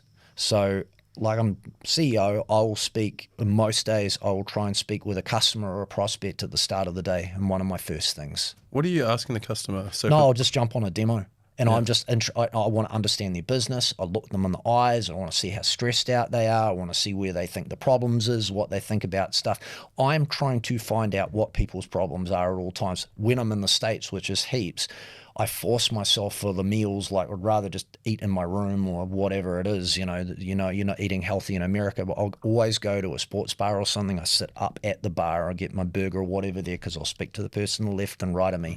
So so that's not just me, as a lot of the company that will customer facing that are trying to understand customers. So that is number one for us coming up with a product is what's your problems? Where are you finding stress? Like, what keeps you up at night? I hate that question, but this is what you're trying to figure out. And the second part is we really try and get bright people. Like one of the, our great hires was Sam Daish, who's the ex-CTO, Awesome ex-chief data strategy at Xero and various other places. There's a little bit of a sausage effect with him. Like he brought over, we've got our AI crew. They're known internally as the Levy Street crew, and they were all the AI team under Sam at Xero, and they've gone off and created their own business. They sold for like $15 million, and these guys are young, the animals, like in the best possible way. I love you, Max, Chris, and crew, right? But you're animals. We understand you're animals. We know you're animals. That's why you're not allowed to speak with anyone else in the company. And like they're just brilliant. Like you get brilliant talent that come up with brilliant innovation. We've always had that. The team that built Pearl Diver and Sophie and Anthony are really bright, and that's, I think, key is really getting awesome talent and then empowering them to go. And do you think that desire to talk to customers and understand their problems, was that true when you were 24 and bought yourself a telecommunications franchise? Is that inherent in you and that's who you've always been, or is that something you've learnt because it makes you successful in the world of commerce? Learned. Because I stepped away from that thinking, I'm meant to command and control. So it's really funny. One of my favorite podcasts, or not absolutely my favorite podcast, is Founders. Mm-hmm. Second favorite. I absolutely love Founders. We'll edit that out later. It is a good podcast. I get that. Yeah. Wait, you said pause and then redo it. So my second favorite part is Founders, right? And what it was really interesting is it talks about something I'd kind of naturally figured out for myself, which is difference between entrepreneurs that run a company and CEOs that run a company. Yeah. Like, I'm an entrepreneur. Now, I'm not a suit and tie, CEO for hire going from here to here with a Harvard MBA. That's not me, right? And so where are my strengths? What am I best at? And then how can I use that to then help guide the company and be a great leader? And again, understanding the lifeblood and who we're actually in business to serve with our products makes logical sense to me. So, how do you find those shortcomings in yourself? Like, where do you go as the CEO? Like, a lot of people in those roles, they're very lonely roles, right? And it's hard to get honest truth about where your shortcomings are, because especially if you've got a big personality, you walk into a room, you might take over that room because people will listen to you and take notice. How does someone have the colloquial balls to come up to you and say, hey, you stuffed this up, or where do you seek it out from? Yeah. So firstly, our CFO, Karen, is very blunt. So I'll hear about my shortcomings good and quick from her. But on a serious note, I really do try and understand where my weaknesses are and improve on it, or I'll tell people this is my weakness. I've tried to improve on it and I'm terrible at it. And I'll try and be open and honest about where my strengths and weaknesses lie. Like, I think the better you understand what you're good at and bad at, and you're honest and open about that and can communicate to other people around that, the better you can then just stick in your strengths, and then people don't get confused when you stuff up in other areas. Yeah, we hear that a lot from founders and entrepreneurs, is the best ones accept the things they're not good at. That's one. But secondly, they communicate it with other people who most of the time can accept it. Yeah. If you're open about that. But also I'm a strong personality, and so one of the things, like, I constantly try and remind myself to let everyone else talk before I do. But no matter how many meetings I turn up to where I'm like saying to myself, do that, I'm in the meeting, I get excited, and then I just sort of right, no, you've already had your chance, right, this is what we're doing, because I love it. It's so much energy and I just can't keep it in. And again, I think hopefully everyone knows what they're in for, like, at Black Pearl Group now, at least. So that's that hustle energy, right? Of that just like dogmatic, I'm gonna fucking make this happen no matter what, right? Is you can't buy that. I mean, it comes from founders because they're the crazy ones, right? Who are prepared to throw their life on the line, their financials on the line to go out and do something. So they've got that dogmatic approach. How much of that approach do you think employees and in business need? Degrees. So I think depends where you sit in the totem pole, really. It's interesting, like, how I'll behave with someone that's maybe less senior in the company versus the nearer you get, and if you're a C title, very different. Like, I expect you to be tough as nails. If you're in our C-suite, you better be able to weather the storm. If you look like you're going to run in a fight or anything, you got no business being in our company. I will not have you. You will not tolerate it. Get out. And I said that mildly, right? Down the ranks, you're not paid for that. Yeah. Right? I want you to do a great job. I want you to care about your customers. I want you to enjoy yourself and, and really and work hard here. But I don't expect you to have the same, that same insanity that comes near the top. That's what you paid, like literally what you paid the money for. That's that. Has that expectation changed from you over the last few years in terms of that tough as nails resilience, however you define it, in terms of your leaders? Is that something that you've always believed? Obviously, we've gone through some cultural changes, let's say, around expectations and tolerance for... I think the lens, like the Overton window, has been pulled back pretty heavily to the right. The lens that we look through now in terms of, performance cultures at work, and you can have those stronger conversations.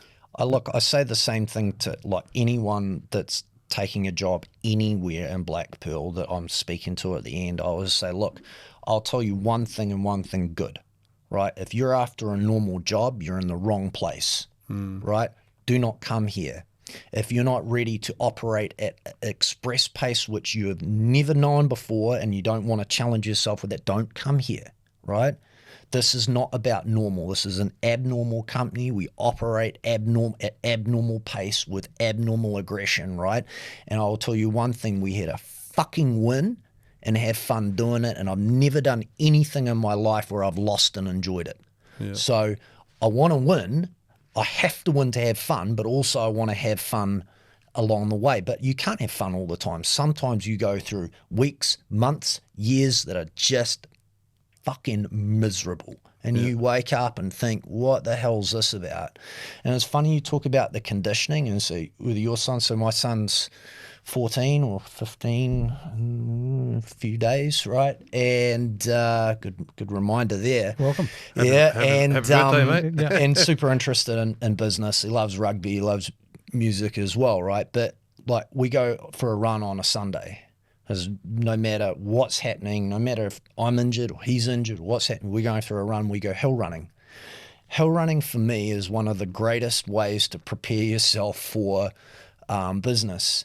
because what we do is we take off and we go down into like the valley in between, we like Eastbourne and Wainui, in Wainui where I am, and then pick a random track to go back or go down, and you can't see where the top is. You're like running and it got the canopy there. You can't see where the tree line, where the ridge line's at, and you just weave up. And your legs are gone and you're tired and you want to stop, and your brain starts telling you, oh, you're going to stop, or oh, it's never going to get there, and da-da-da-da.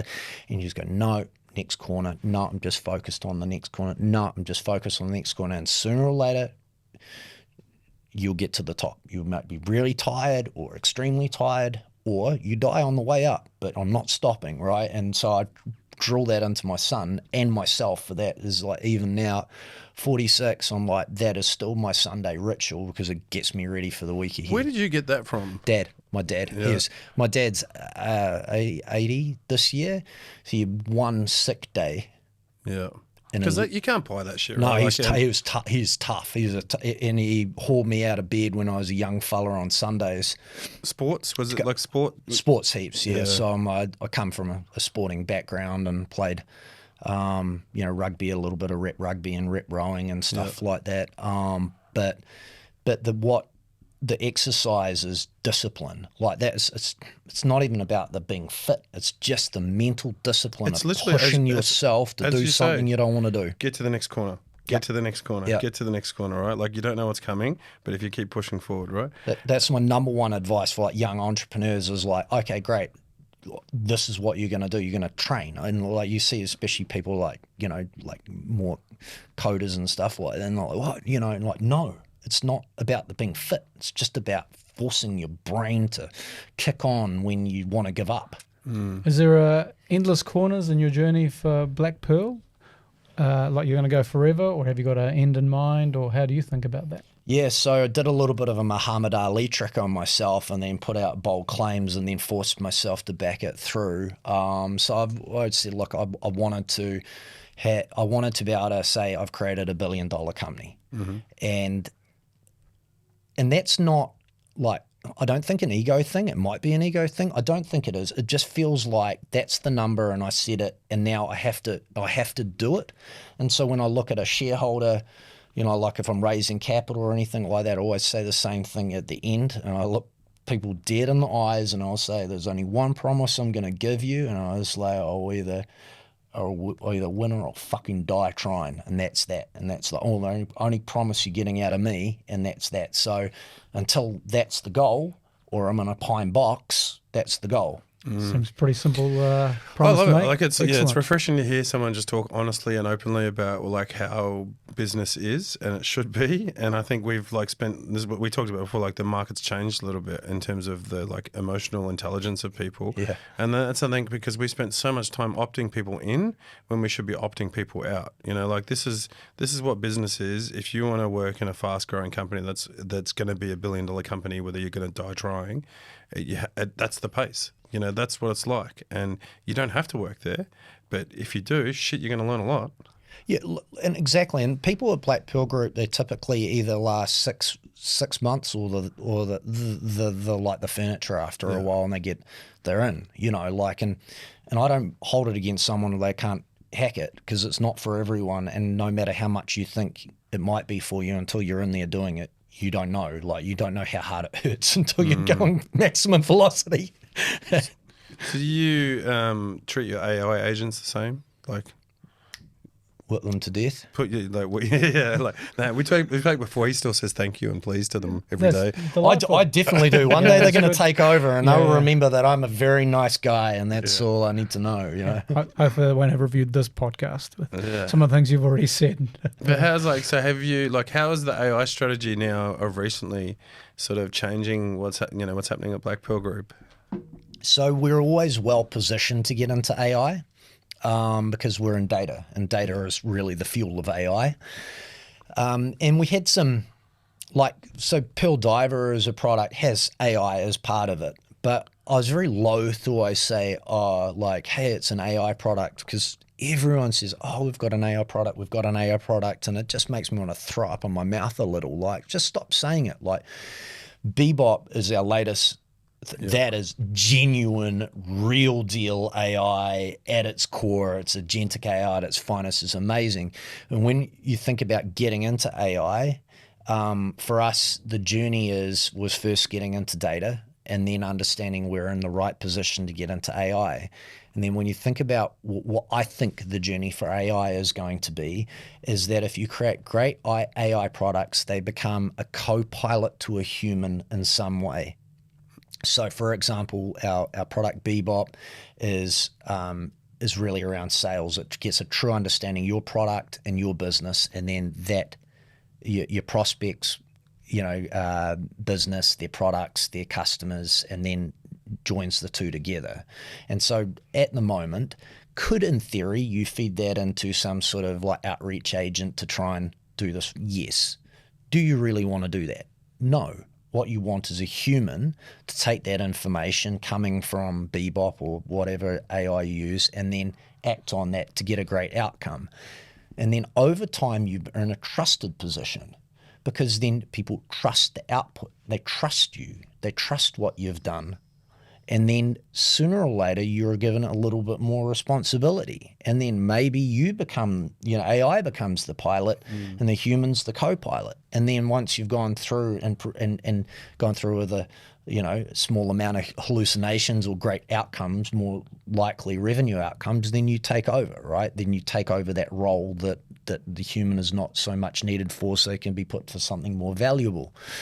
That is where I see the journey of AI being, and where I really try and position ourselves in, is if you get that position of trust with customers, it takes that next step when things are really going to go wild. We're going to be in a great position for it. Yeah, I was fortunate enough to get a demo from one of your team today, Chloe of Bebop. I thought it was amazing, especially as a recovering sales professional. What do you anticipate or see being the barriers to adoption for the professionals, right? This is a tool for sales professionals. Yep. Just to be better at their job using agentic AI to do more and more of the tasks that salespeople typically do. What do you see the barriers, challenges around adoption? Why won't people use it? Well, there's 1,000 new AI products coming on every day. Like, do you know how much noise that is? Do you know how much other stuff you have to compete against? And no matter how good your AI is, you're still competing with the same laws of go-to-market with everyone else. Like, how are you going to get eyeballs in front of it? Because there are so many amazing products, right? If Bebop came out 3 years ago, can you imagine? Like, I would have just been going, I'm a billionaire, because it's phenomenal, right? But there's lots of phenomenal different AI doing different things. I don't think in sales, I think Bebop's got a really great, angle on what it's doing there. So then getting products in market is kind of what I love doing most.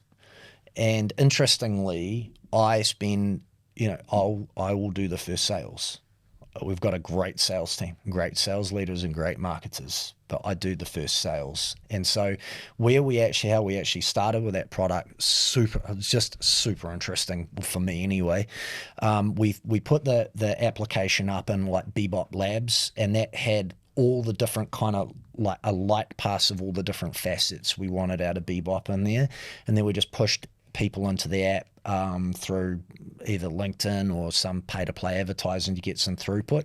And the back end of Bebop is like the most amazing AI product analysis tool you've ever seen, which the team built.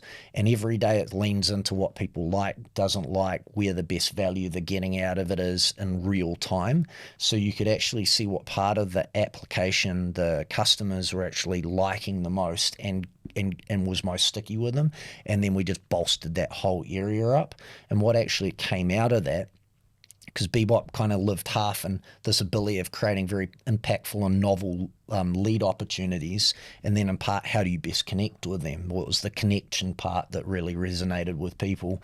And so that actually opened up a massive opportunity rather than us selling one-to-one to sell to teams, which is our core strength. And then goes directly down to what we've already achieved with, it's a rinse and repeat of the go-to-market for Pearl Diver. The sales systems, people, processes are in place. So that was kind of lucky for us. Yeah, but surely even though you're one of the best salespeople on the planet, some people are saying, no thanks, not for me. why are they doing that? Assuming they don't have an alternative AI tool. Yeah, usually bandwidth or people worrying about the implementation side of things. So, that's...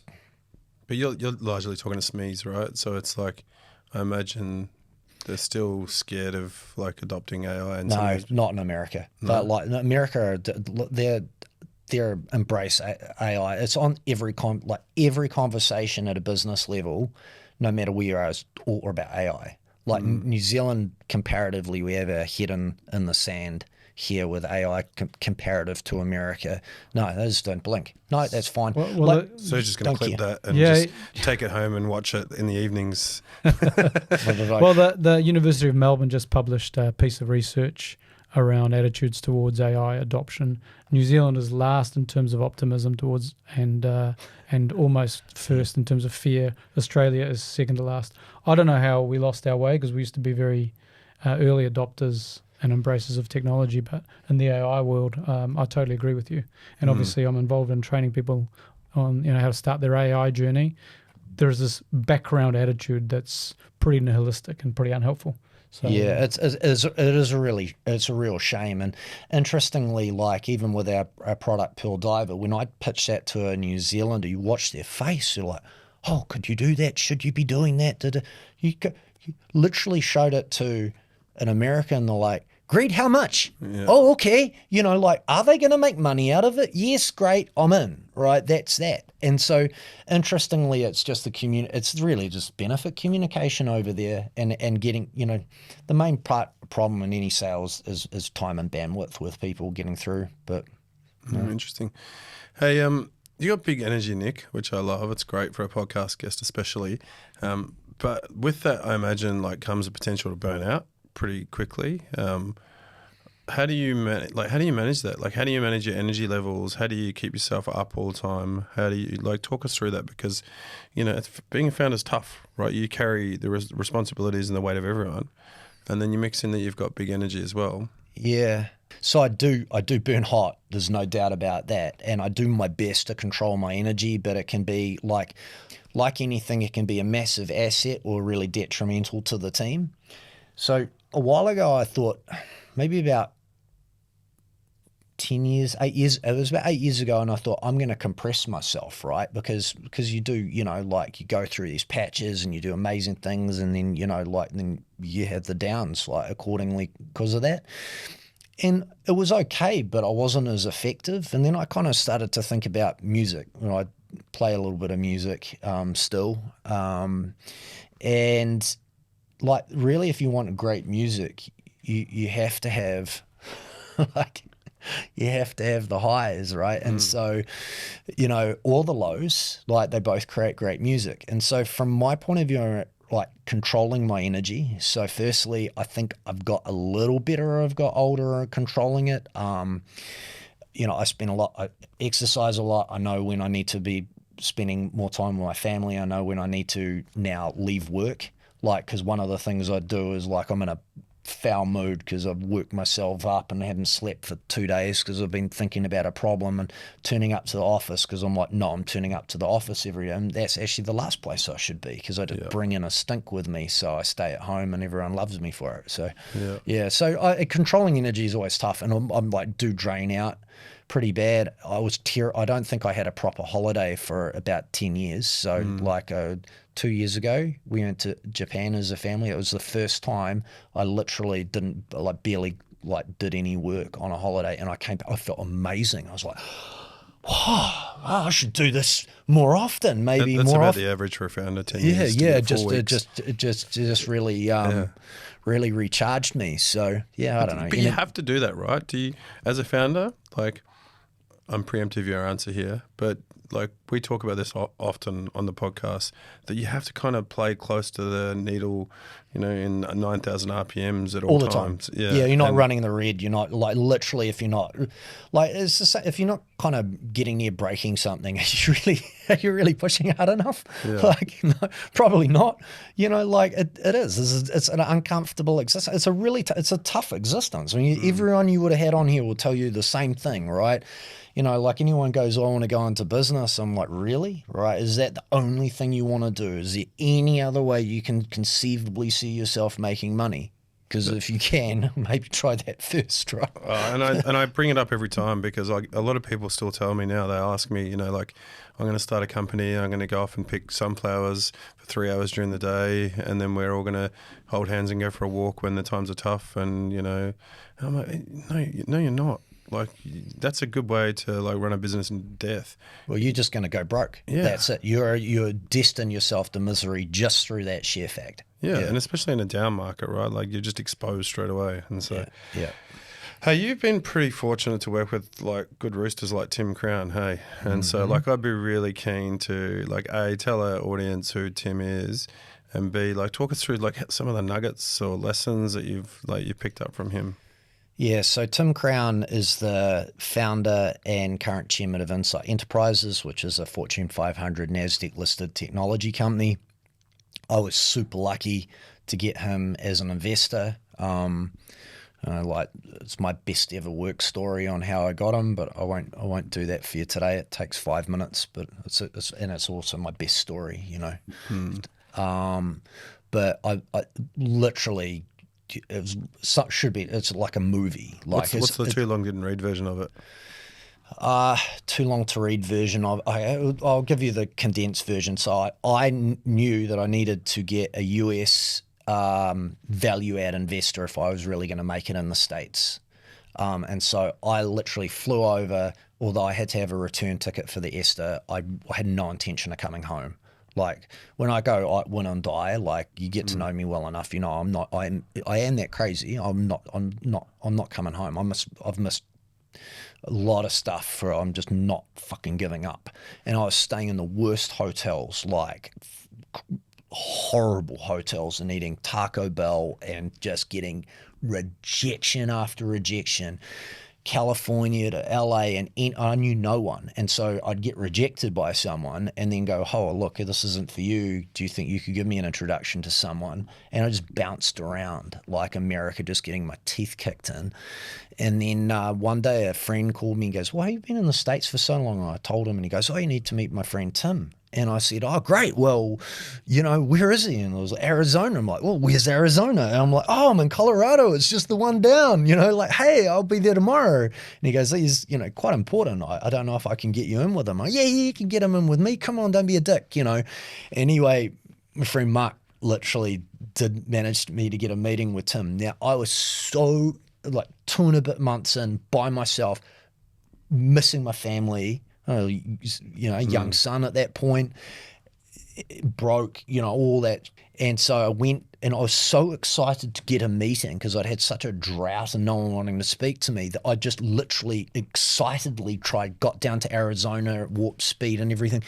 It was the first time in my life I didn't really do due diligence on who I was meeting. Tim could have owned the local 7-Eleven. I meet Tim. There's nothing about this guy that gives him away as being the self-made billionaire success that he is, right? He's just casual polo, no fancy watch, anything. Hey man, tell me about Black Pearl. Oh, that's interesting. And he starts asking questions. Well, within a few minutes, you realize this guy's intellect is extreme. He's calculating like things down to 2 decimal points in his head in a flash, but without boasting, and he's just a really nice guy. So I give him my best pitch, but still hadn't quite figured out who he was or anything like that. And then he goes, okay, I got a bit to think about. What are you doing for dinner tonight? So I'll get out of my accent. He tells me off for doing it so badly anyway. And I said, same thing as every night, Taco Bell. He goes, where are you staying? I told him. He goes, you can't stay there. I go, no, mate. I was born and bred in Nainai. I'm okay. Anyway, he goes, let's go for dinner. Wow. That was the best thing I'd ever heard. Like, I get to actually hang out with someone for a meal. I was like, yeah, great. So I go back to my hovel, and who is Tim Crown? TED Talks, Fortune 500 founder, him and his brother own the Teenage Mutant Ninja Turtles. I literally bust into a cold sweat and start playing the whole conversation back in my head. I was like, I fucked it up. This my is a one movie. chance. This is my a movie. one big fucking chance. No, the ending is more unbelievable Right. and it's fucking Keep going, true. keep going, right? keep going. So Well- I'm like, oh, fuck this up. I fucked this up. Oh, no. You know, and so I turn up to the meal and I'm like rigid tense at this point. And so what Tim went and did when he went back is he's sort of umming and ahhing whether he's going to take a punt on this crazy New Zealander. And he calls a friend up he thought it was a good technologist. I still remember the guy's name, John Scott Dixon. And he said, hey, I'm looking at investing in this company, Black Pearl Mail at the time. It looks interesting, but can you have a look at it and then maybe try and sign up and use the product and let me know what you think? And the guy said, oh, I don't need to do that. I already use it. It's an awesome product, which we had, I shit you not, 77 fucking customers in the world. Okay, so I want you to try and calculate. Anyone out there can probability. calculate the probability of that. There's a high probability that Tim wanted to invest in us and engineered things backwards. That was my so anyway, he then turns up to dinner and he lets me off the hook right on early and goes, right, I've decided to invest in, I'm going to throw $500,000 at you, which is and I've got an office for you and some staff which you can just have, and you got to get out of that hotel. I've got an apartment for you, and do you need a car? And no shit, the next day I drive to my American office, right, in an A350 Mercedes, which I was fucking stoked with at the time, like driving in there, just like, God bless America. And Lee, he remitted the money without signing the shareholders agreement. And I thought at that point, I'm like, well, fuck, if I don't make money for this guy, I'm never going to be able to look at myself in the mirror again. And so that tells you a little bit about Tim. So he is interested in the people he's dealing with first, second, and third. He is an absolute genuine human being. I love him because his priority is his family first. The guy works insane hours still, like insane. He'll be up at 2 a.m. still working, right? He goes, looks after his health.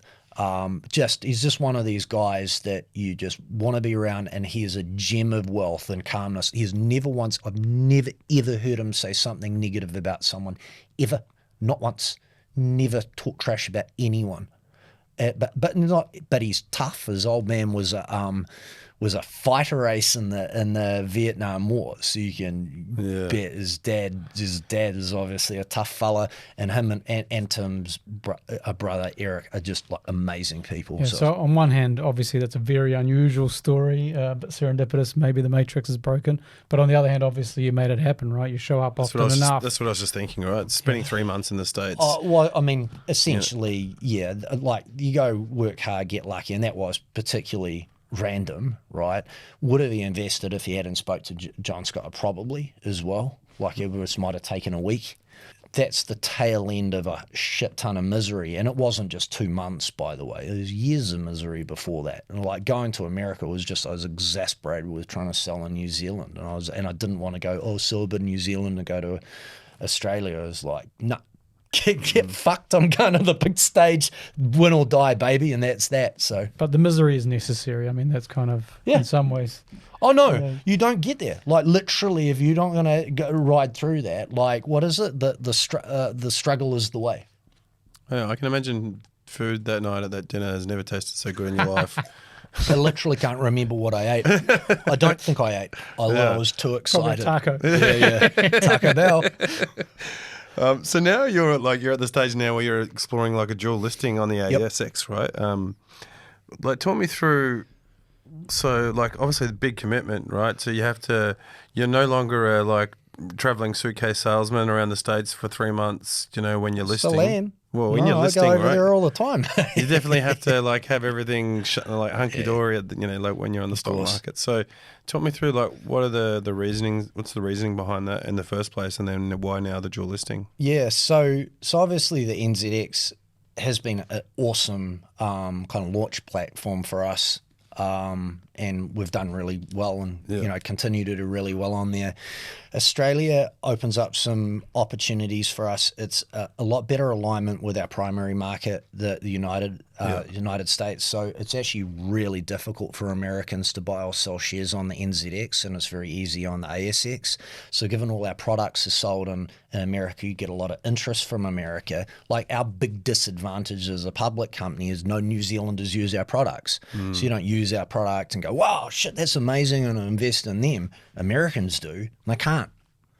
So we're kind of like our primary market where we've got the most visibility, we're locked off from, just because it's just for regulatory purposes or whatever it is. They just can't, like, they can technically buy and sell shares by opening an account up in New Zealand, and then you've got anti-money laundering papers. This is a hell of a lot of work. It's not like just buying off their phone like it is for us buying shares in the US. It's a lot easier buying on the ASX. The second, so alignment to our primary market to kind of open up liquidity from that area. And secondly, I think one of the things the ASX has done very well is having a path to success for technology companies.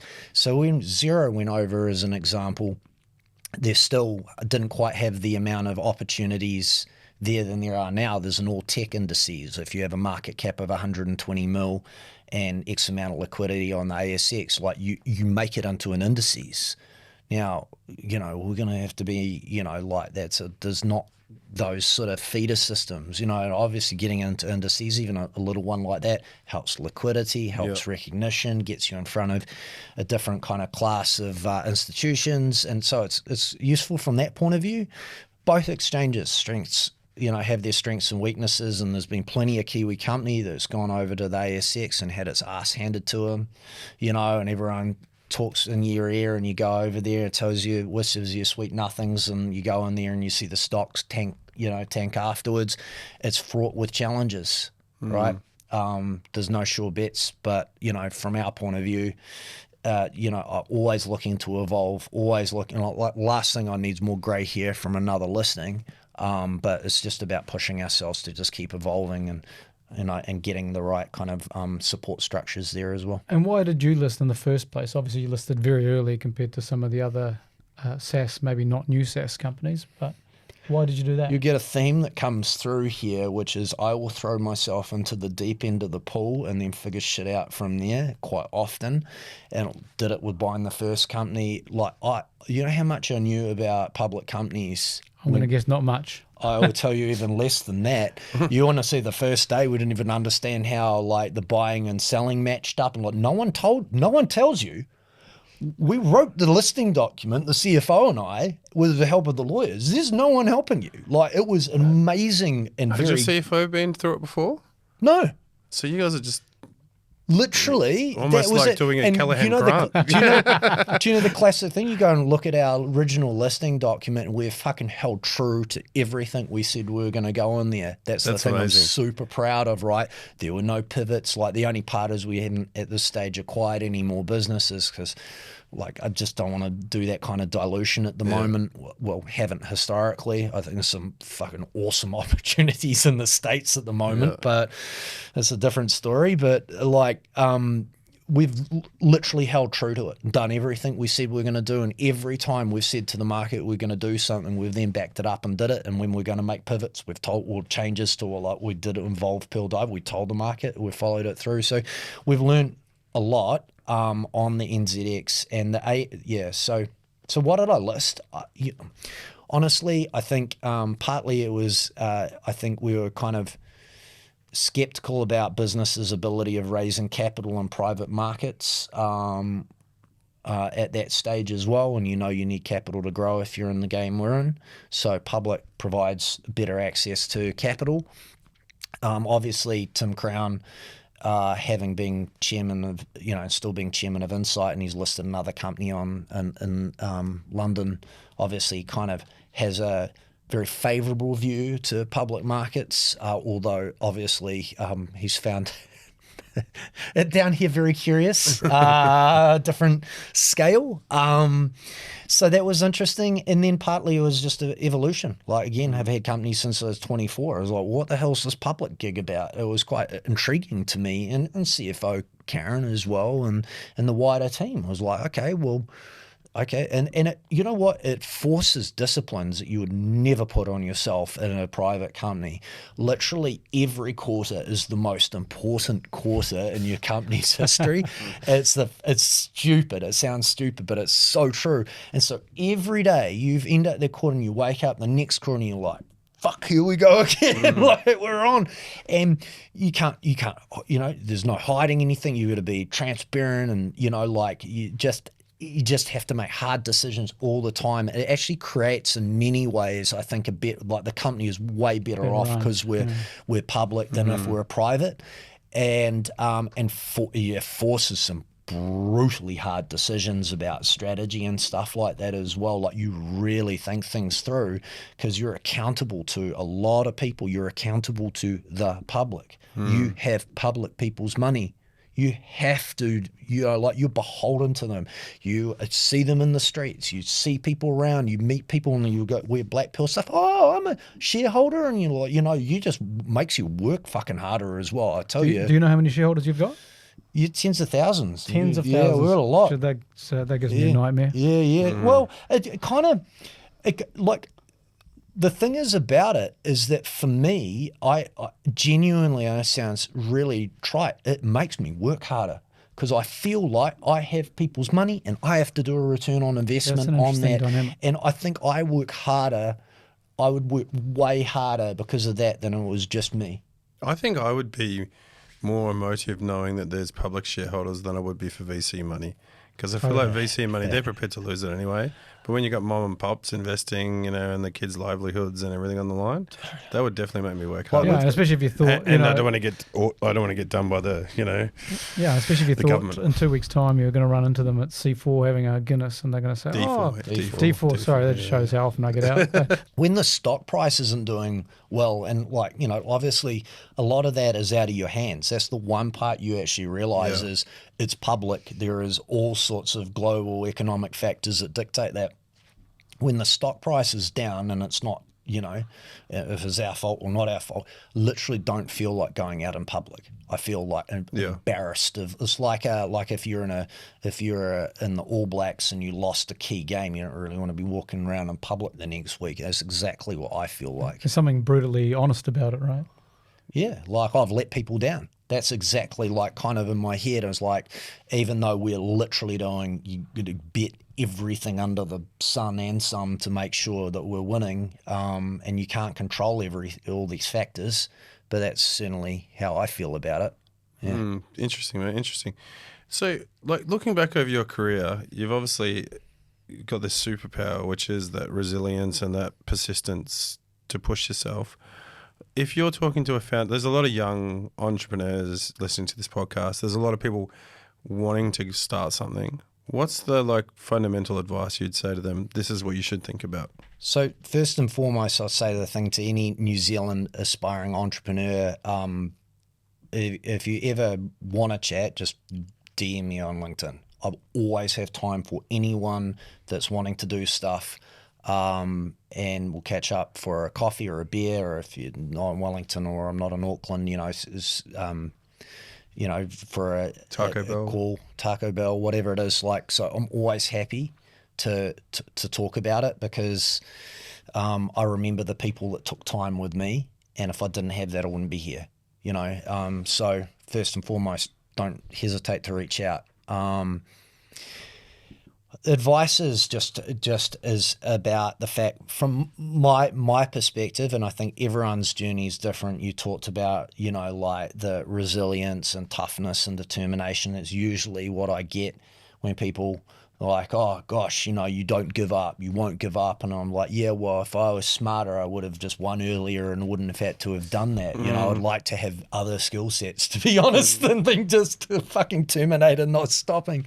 But business is super tough. We've talked about it on here. We've talked about it a lot. And I'd say doing things all the time to toughen yourself up mentally and is actually the key. So that's why I talked about the running thing, 'cause it's actually something everyone can control and do.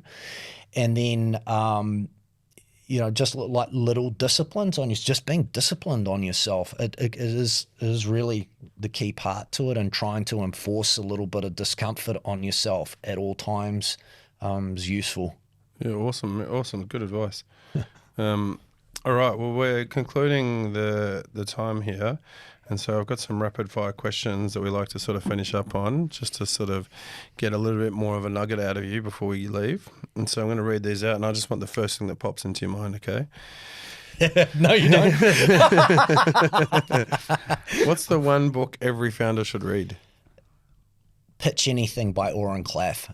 Amazing. If you're raising money or you're an entrepreneur, you absolutely must read it, and more importantly, also get the audiobook, because he talks it through. It's literally life-changing. Pitch for me. Anything. Yeah, Pitch Anything, Oren I Klaff. second that for what it's worth. Phenomenal. Nice. I haven't read that, so I'll add that to my list. What's the biggest misconception about being a CEO? That you push all the work out. I think the thing about the being a CEO is actually your job is to deal with the nastiest and worst shit. Your job is to deal with the worst jobs, and so you're not getting rid of the shit jobs. Your job is to find the worst one and do it, and that's usually what people don't realize. They think you're out there commanding and controlling, pushing anything down. No, the buck stops with you, pal. You're doing the dirty work when it comes up. I just had a conversation with one of my other companies where I put someone into the CEO role, and he said, "I'm doing the shit stuff." And I was like, "Be careful what you wish for, mate." What's your favorite tool or app that you can't live without? Now it's ChatGPT 4. I'm a massive power user of that, and it's phenomenal. Yeah, And I heard your whole company's basically all in on using these tools for every process, every task. How have you managed to make that happen? Just eager minds are going to want to adopt new tools, and if you get benefit out of them, then they will. And we obviously have Richard's our head of security, and obviously doesn't let you run rogue with anything. Or a public company, you don't want to be uploading the wrong data into anything. So there is some process there, but you want to embrace these opportunities and give it a go, and see how much benefit you can get out of it. Why not? Sure thing. You touched on this a little bit, but I loved your answer that before the podcast we were talking about this. AI, existential threat, massive opportunity, or both? No, it's absolutely both. It's both electricity and lava.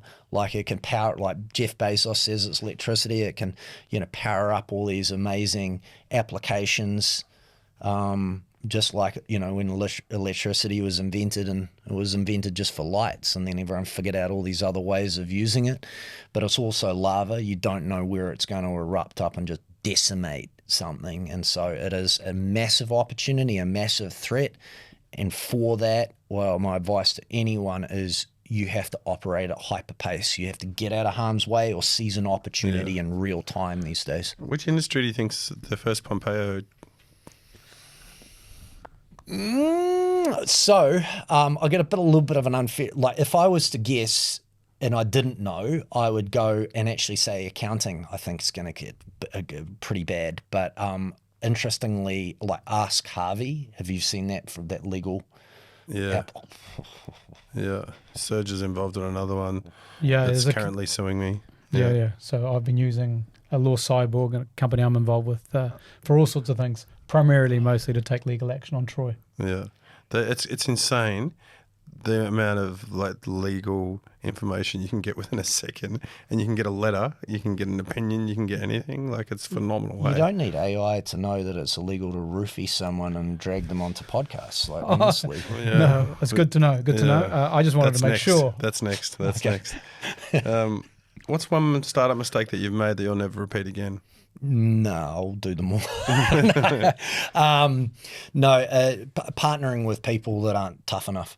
Yeah. You just got to really understand that if you I call it going to battle, and just some people just don't have the stomach for it. Have you got a shortcut test for that? How do you figure it out? I mean, there's obviously the general judgment as a person who's met lots of people over the years and worked with hundreds of people, but have you got a thing that tells you? Well, for staff, the main question if we're hiring something is, I say, what is best you feel comfortable of in the interview. What is the toughest thing that you've ever overcome in life? And typically the people that have come from disadvantage, like if you look at anyone that's come from a disadvantage, big or small, they've just had to fight harder to get where they are, and they've got fight in them. So I think when I'm looking at staff, that's definitely the question. And when you're looking at like someone from investor and stuff now, I'm qualifying them by the questions they ask me, and I want to know if they're thinking about this business properly or superficially. I want to know what their appetite is, what some of the bad deals they've been in and what happened there. And so I'm just trying to figure out, qualify, because capital is a dime a dozen. There's money everywhere, right? If you're going to raise money, you want it from people that can help. So that would be another way I go around doing it. Awesome. I found a really powerful question in that context for investors is, tell me, of the last 3 failed investments that you've made, can you give me the name of the founder? And that tells you almost everything you need to know in about 10 seconds flat. Whether they'll tell you or not. Yeah. It's a bit complicated, or privacy considerations or some other thing. Interesting. Yeah, I remember when Rowan and Ben Keeps and everyone, a few years ago, they started talking publicly about all their failures, and I was like, I wish people did more of this. One of my favorite interview questions is trying to find childhood trauma, and childhood trauma will get you phenomenal places until you hit about 30, and then if you haven't figured out how to deal with your own shit by 30, then there's also a red flag. Your baggage. You also had a problem. I wish you'd asked me that earlier on. My biggest business failure is literally my favorite stories to tell. Just because they're like a badge of honor on getting your 100%. Ass kicked and getting back and going for it again. Yeah, 100%. This one, if anyone looked at my list, they'd be like, what the hell's going on here? But it's obviously be quite specific. What's your go-to focus music or playlist when you need to get deep work done? Okay, so you've asked me that one because I still play in bands. I still actually try and get out there and gig. What do you play? Bass player. And slapping the bass. No, I'll tell you what, not on the band I am in, I'd get glared at. I get glared at pretty quickly. So we've had a long-standing band, Vincent Vega. We've played around, same guitarist and drummer, and occasionally get some amazing other people to sit in with us. So I do not listen to music for focus at all, because I listen to music, I am deconstructing it or I'm enjoying it. And I'm deeply listening to the music, or either which way, to enjoy it, or because I'm like, how have they done that? What line's that? Why did he pick? Why did he pick those notes? Well, that's weird, And so that's the worst thing if I want to concentrate. The horrible tactic for concentration, which you may well want to edit out after this, that I've discovered this year. I've never smoked. I don't smoke. But I have discovered Nicorette gum, and holy mackerel, you can concentrate for deeply on things in a crazy, you just in on something. It's amazing. No. Look, Andrew Huberman backs it up, man, and he's a celebrity podcaster, so he must know what he's talking about. That's a gateway drug. We did not expect that one, mate. I know. It's a horrible truth. It's a horrible truth. I'm just trying to be honest. I tell you, so I smoked for years and then quit. If you ever want to the craziest thing in the world, put a Nicorette patch on and then go to sleep. You have the most intense, hyper intense, vivid dreams of your life. And I woke up from once, my whole bed was covered in sweat, and it was just I remembered every single thing that happened in my dream, and that never happens to me. Yeah, right. That Nicorette shit's fucking crazy, man. But much better than smoking or vaping. If you weren't building tech, what would you be doing right now? Creating anything. It would be either music or I just like creating. I like building and creating things, and yeah. Awesome. What's one word that describes your leadership style? I don't like the word, but I'd probably say if it's just one. Or you said that I couldn't say that on camera. It's probably relentless. I don't like thinking myself that way, but I'm probably. It's come through today. If it's any consolation. Yeah. Early mornings or late nights? So I do both because US. So what a lot of Kiwis don't realise is I think 80% of the population of the US is on the east of the Mississippi. Yeah. So, like that's quite a big time gap. So I do a lot of my doing in the mornings, and honestly, I'm not a morning person, so I'm not really a night person either. You're running out of options. Middle of the day, not so flash. I like lunch. So I get up and I'm kind of like, I'm kind of like autopilot at the start of the day. I've got a really strong autopilot because I'm used to operating jet lagged or in weird time zones. So I work actually very well, and then warm up during the day. I'm like at my peak creative at about 10 a.m. And then once I sort of get home from work and I have time with the family, and then my brain kicks off again at about 9:30 onwards for a couple of hours. But I do a heap of thinking or like writing little notes down there, and that helps me then wake up the next day and I've kind of done the thinking so I can then do the acting. So I do both. Awesome. And last question, pitch deck or product demo, which wins the deal? Either can be super effective provided that it's done with personality and also deep alignment to what that person is after. So if you're running through a demo and you're not understanding, like you're just showing it for showing purposes, no different to a pitch deck on having these slides. Like I notoriously will skip pages on a pitch deck, which I know they're not interested on that particular person. And as far as if I'm in a demo, I'm like, I'll figure out very quickly what that person's interested in, and that is what the focus is on. So either which way, tailor it around the individual, because that's who you show, why you're showing it. They're trying to get something from that. They're trying to learn some information, or make a decision around something. Make it easy for them. It's not about you, it's about them.